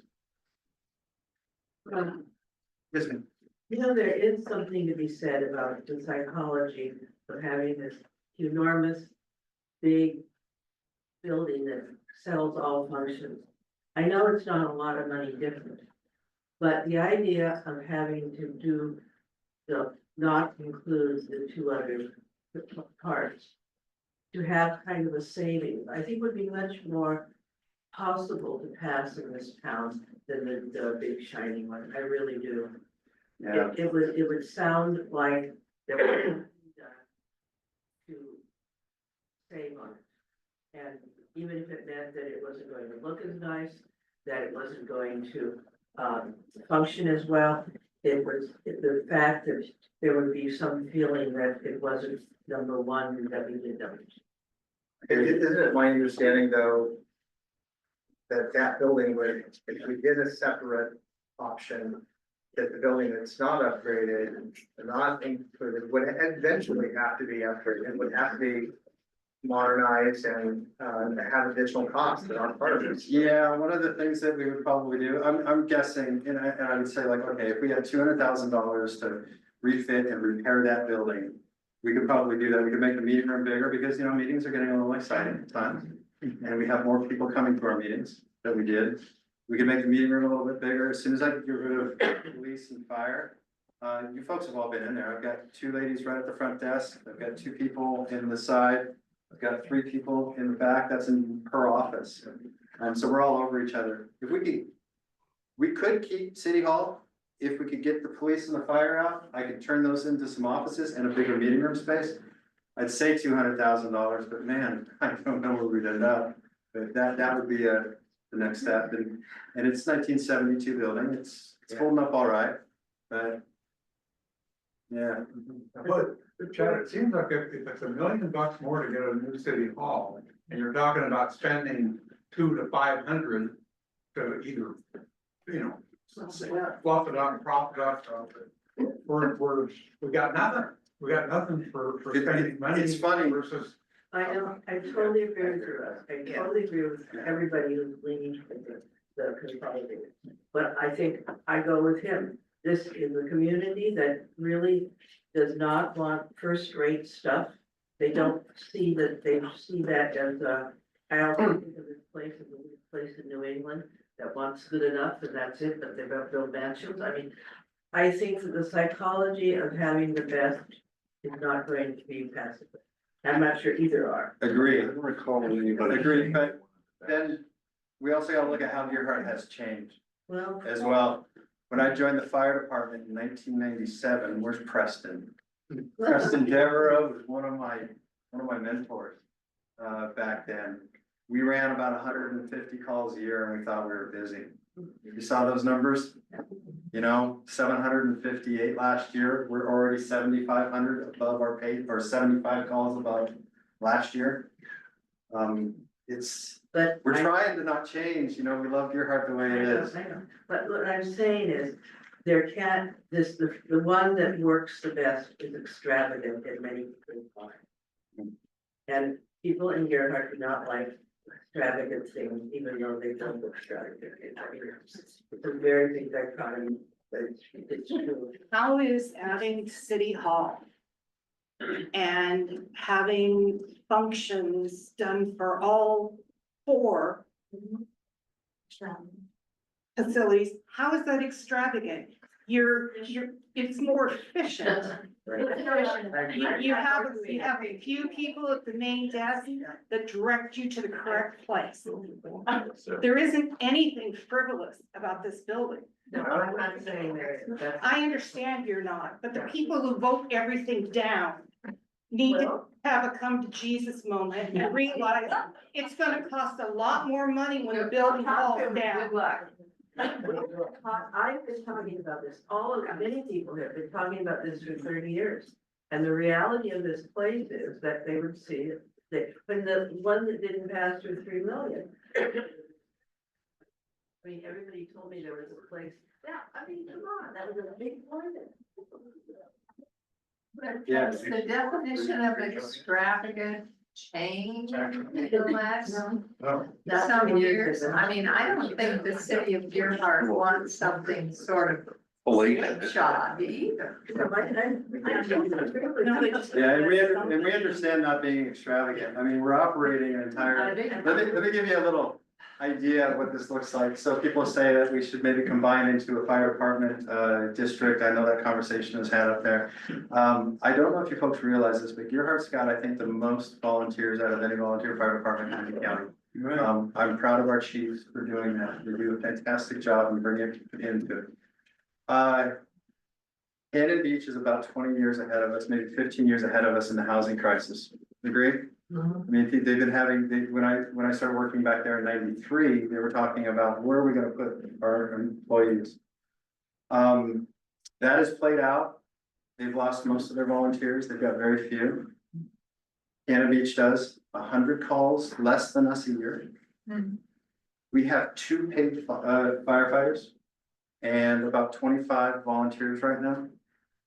They have 13 paid firefighters. 13. Their budget for personnel costs is 2.1 million. Just for the fire station. My budget for the city of Deerheart, all of our staff and all departments is 1.2 million. I know you're not extravagant. Yeah, and so I get it, and we love it. I even like the way this place smells. I mean. But I know, lots of people will say, and I'm not, and I certainly don't want to belabor this. Lots of people will say, I'm very happy to have a new fire station. We really need a new fire station. But we don't need all of them. That is an attitude that is very prevalent. Yeah. So let me, if I could. So the people who participated in all the different exercises that we did. Right?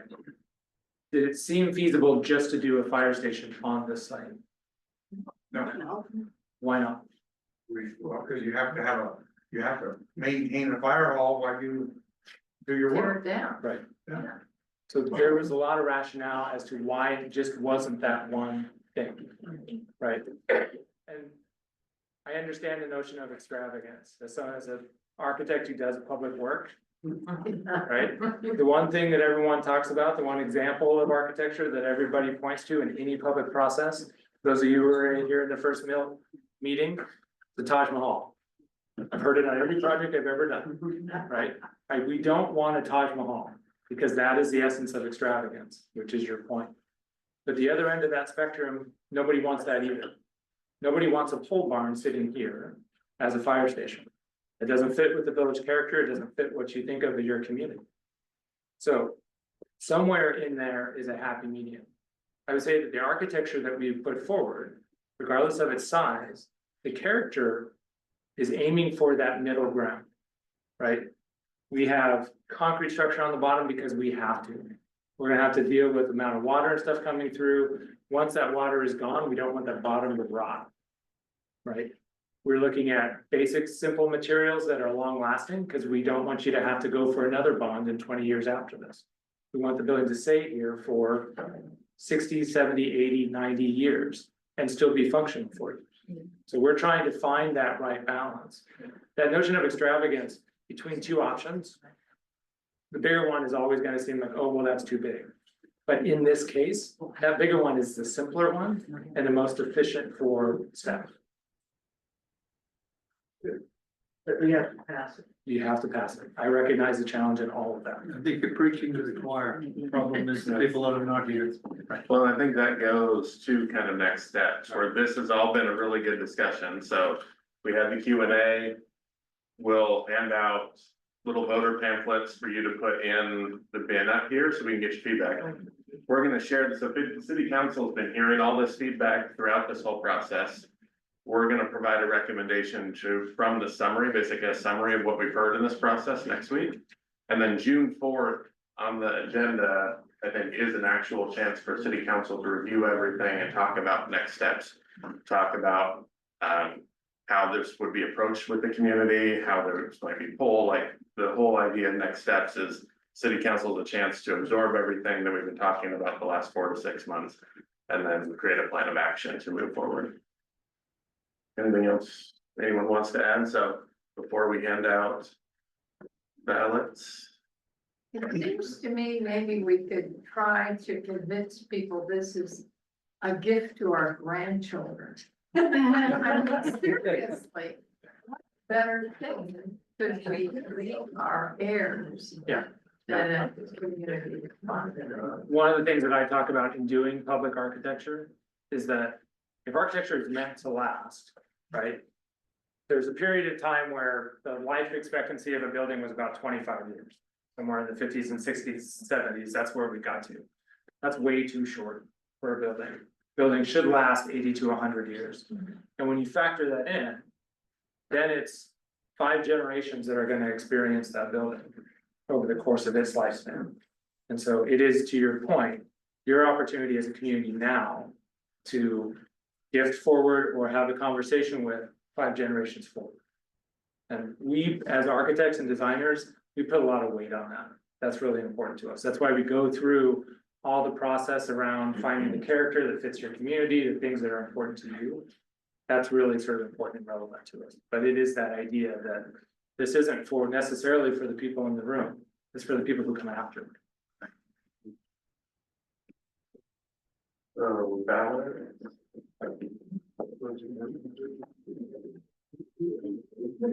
Yeah, I guess for the people online, appreciate you listening in. The city will post tomorrow this ballot, the video, the PDF, and we will hold it open for a week for anyone that wasn't able to attend to still participate. So I would say, anyone here too, if you know friends or people that would want to weigh in on this decision, definitely share, look at the city blog tomorrow and share the information. Yeah.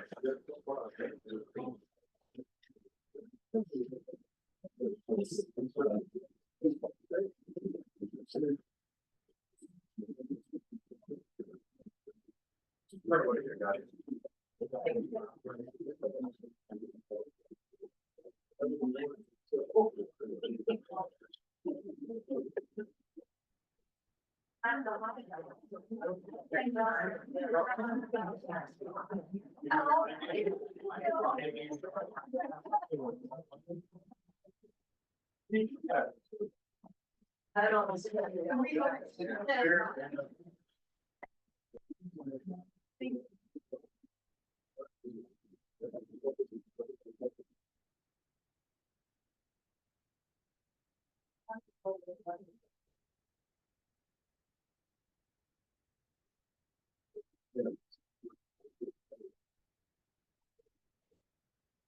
Perfect, yep.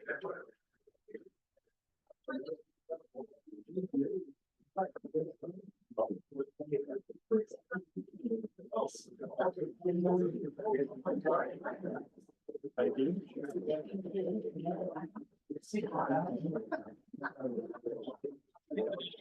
We're not voting yet.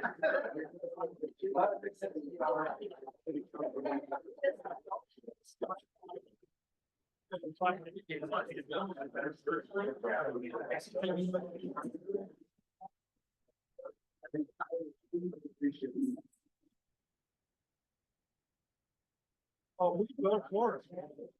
We've.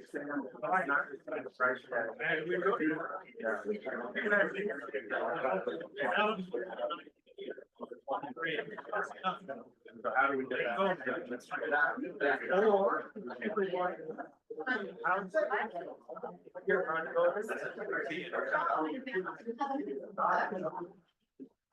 go.